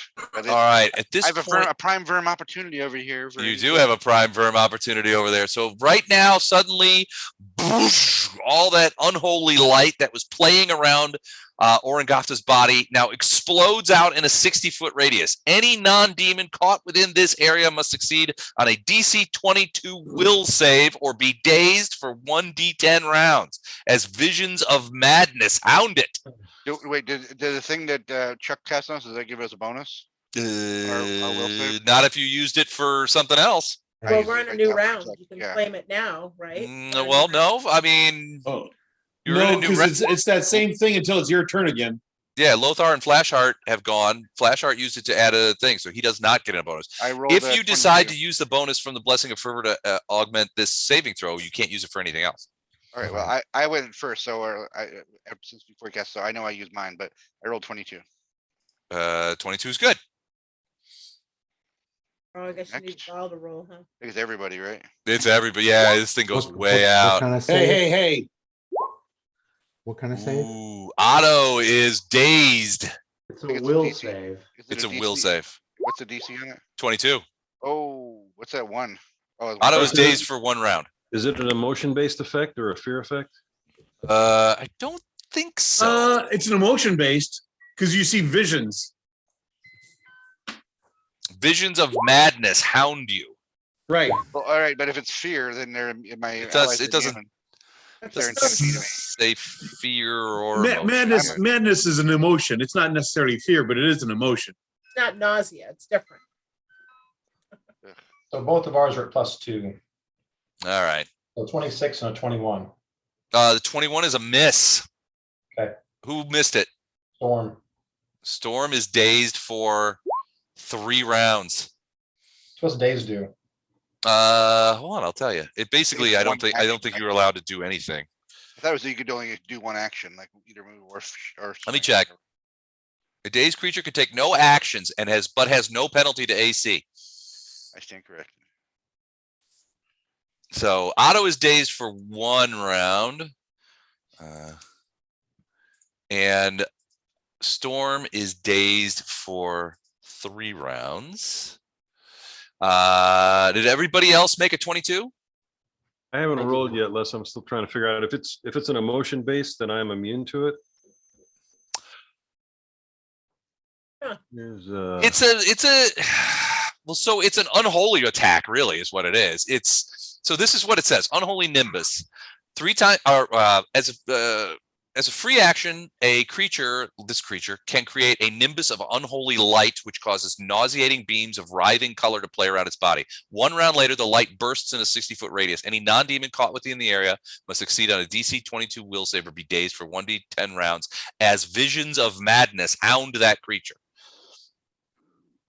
Here's So a it's- list of it's- examples. So like Aura of Doom, Compassionate Ally, Curse of Disgust, Delusional pride, envious urge, joyful rapture, those are all emotion-based. Waves of ecstasy, terrible remorse. I just go ahead and roll your save because I think it would be. Yeah, it probably is emotion based. Then I would have to say if those did based on those examples, I would say this probably is emotion based. Go ahead and roll your save just to see if it mattered.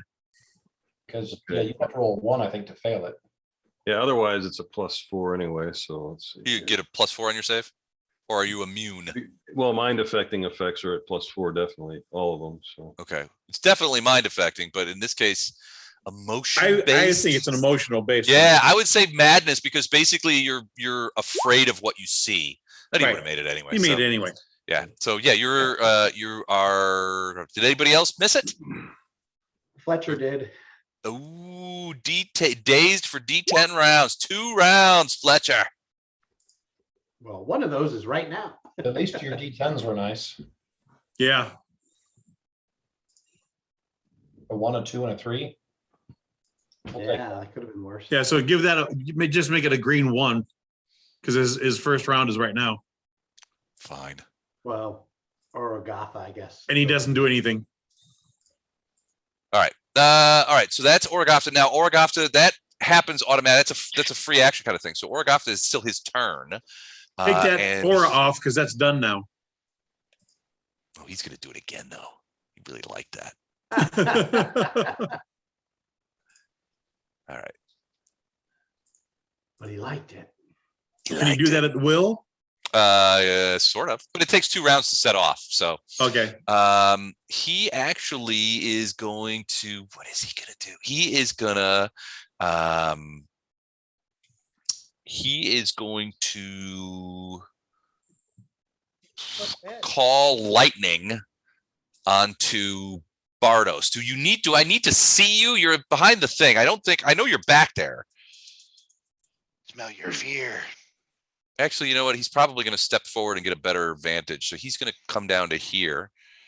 And so he can get an eye on Bardos, and then he's going to hit him with call lightning onto him. So you see electricity arc out of the ceiling at him upon completion of the spell, and for once per round thereafter for 1 minute per level, which is 12 minutes. Every round, he calls down a 5-foot wide, 30-foot long vertical bolt of lightning that deals 3d6 electricity reflex for half. So I need a reflex save from you, Bardos, as electricity hits you or tries to hit you. I'll do the damage. 23 is a success, but you still take half of this. 4 points of electricity damage as electricity racks out at you. And he's like, now I've got you. That negates the continuation of the spell, though, right? Once you save. Or does it continue? Yeah, he's still got Each light- round after the first, you use a standard action to call a bolt. I don't see anything that says that it does. If he burns a standard to call another bolt, it continues on for as long as he wants. Okay. But he's got to use a standard to do it. Basically, he foregoes all his other attacks, which he probably is not going to do. So we'll see. But he did get you a little bit there. That's him. Leg chopper, you're done. Farina. Otto is dazed this round. I'll go ahead and take that off of him. He's going to spend that. He's not going to do And anything. since he's dazed, he is not threatening this guy anymore, correct? No, that's correct. Okay, so I have to change my modification. So Who is I'm- the servant demon? Yeah, because You're- I was getting a +1 because Otto was threatening. But he's Oh, still you were getting like flanking or anything though. not flanking, just threatening. I gotcha. Okay. So Marina's gonna go for the servant demon. Okay. This guy. You've got another verm opportunity up here. All 4 arrows to this guy. All right. 1. Ooh, wait. I did not fumble. You didn't? Almost. Oh, you mean the next because of the next one? You using Right. the next one as Yeah, I confirmed? confirmed. Yeah, and then That they have an AC of 26. That is a confirmed fumble. oh shit. Fumbleoni stops Farina dead in her tracks. Range fumble. Ooh, torn tendon. You take 1 point of dexterity bleed. Oh, Ooh, Ow. you want to help him right away. yeah. So you lose a point of dex, and you will lose 1 point of dex each round until helped. Dex That's bleed. gonna have to be some magic healing. Miss my opportunity to do 20 points of damage to this thing. You guys Yep. are in trouble now. Okay. I'm good. All right. That's Farina. Illidar. Storm is dazed. Yeah.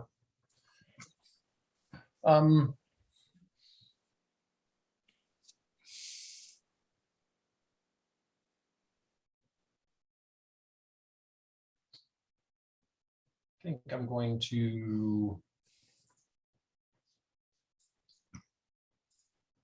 try a magic missile. Yes. What's the spell or spell resistance for the demon or the fly guys? Spell resistance for the Colossi is 23. So I got a 50-50 shot of doing it. All right. Do it. How many missiles, by the way?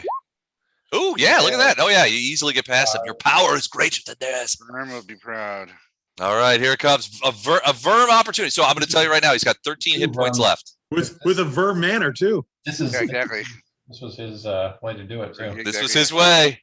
He would have Yeah. been proud. He would be proud. I cast magic missile. Let's see the dam. Oh, 14 points. He goes down, and that is another Verm. You wasted 1 point, Mike. Points of charity tonight. Nothing like cutting it close. $10 of charity tonight. $10 to charity tonight. Excellent work. All right, is that it for you, Illinois? You gonna move? Nice OV.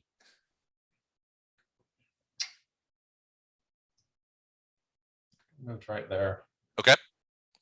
All right, Bardos, and this will be we're well after 11, so Bardos is the we're bottom of the done order. after this. We'll stop here after Bardos. I mean, All right, I think I'm gonna do mirror image.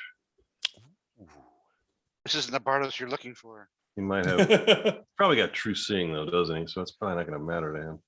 This mirror image. is mirror image. Mirror just image seeing? is not countered by true seeing.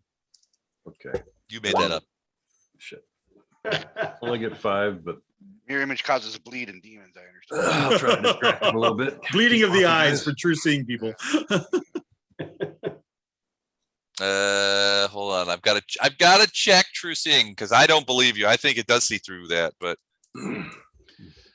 I wrote true mirror because I'm stupid. Hold on a second. I'll look here. In True seeing. So subject sees through normal and magical darkness, secret doors, exact locations of objects under blur or displacement, invisible creatures, sees through illusions. Mirror image is a type Mirror of image is an illusion. illusion. Yep. Yep. Okay. Mirror image is an illusion. Well, then I would know that, and I wouldn't do it. Okay. I clearly do not choose a spell in front of me.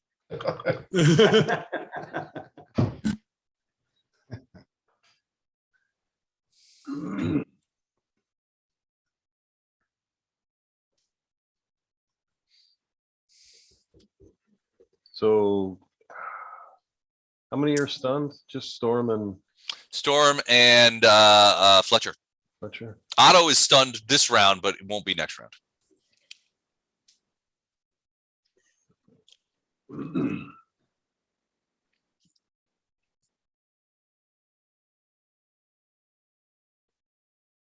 I don't know what I would do. I'm gonna reserve less till next time because I'm not sure what I want to do yet. You're gonna delay. Yeah. Okay. Until next session. Gotcha. Oh, no, I can't really do that, can I? Because the round is. Oh, over. you're the bottom of the order. Yeah. Yeah, he can make himself first next round. Yeah, We'll just stop now. You want to do We've that? got 2 weeks to think about it. Well, you know what? I'll just do a dispel magic on him to try to cancel the Okay. lightning spell. We're doing 18. Okay. Kind of a waste. But Yeah, it's I only said next 2 week. weeks. But I think 18 No, it is should be next week.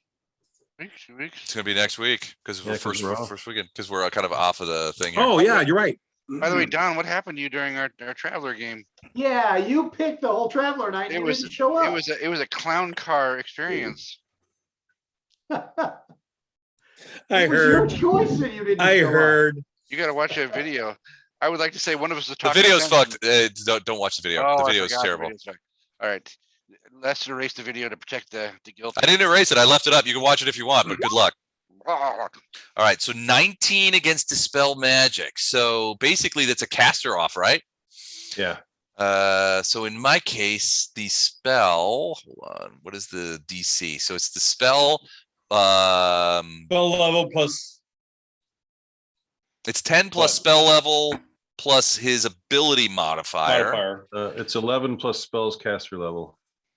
Oh, 11 plus caster level. So in this case, his caster level is 12. So 11, that would be 23. He did not get it. Did not get rid of the call lightning. Okay. All right. All right. Call So lightning. I thought he was trying to get rid of the stuns. I'm sorry. No, No, you can't do that with stun. Stun's hard to get rid of. There's Okay, there's got not it. much you can Oh, do with understood. that. write it out. all right. And that is the end of round 2. We will start with round 3 next week. Yes, Oh, have a good exciting. night. Righty. All right. All right. Well, thank you Good night, guys. This was everybody. awesome. Have a great week, and we'll all talk soon. Wait, Don, will you have a second this thing around? I'll stick All right. around. All right. Night, I everybody. was Traveler game. Night. Dan, you can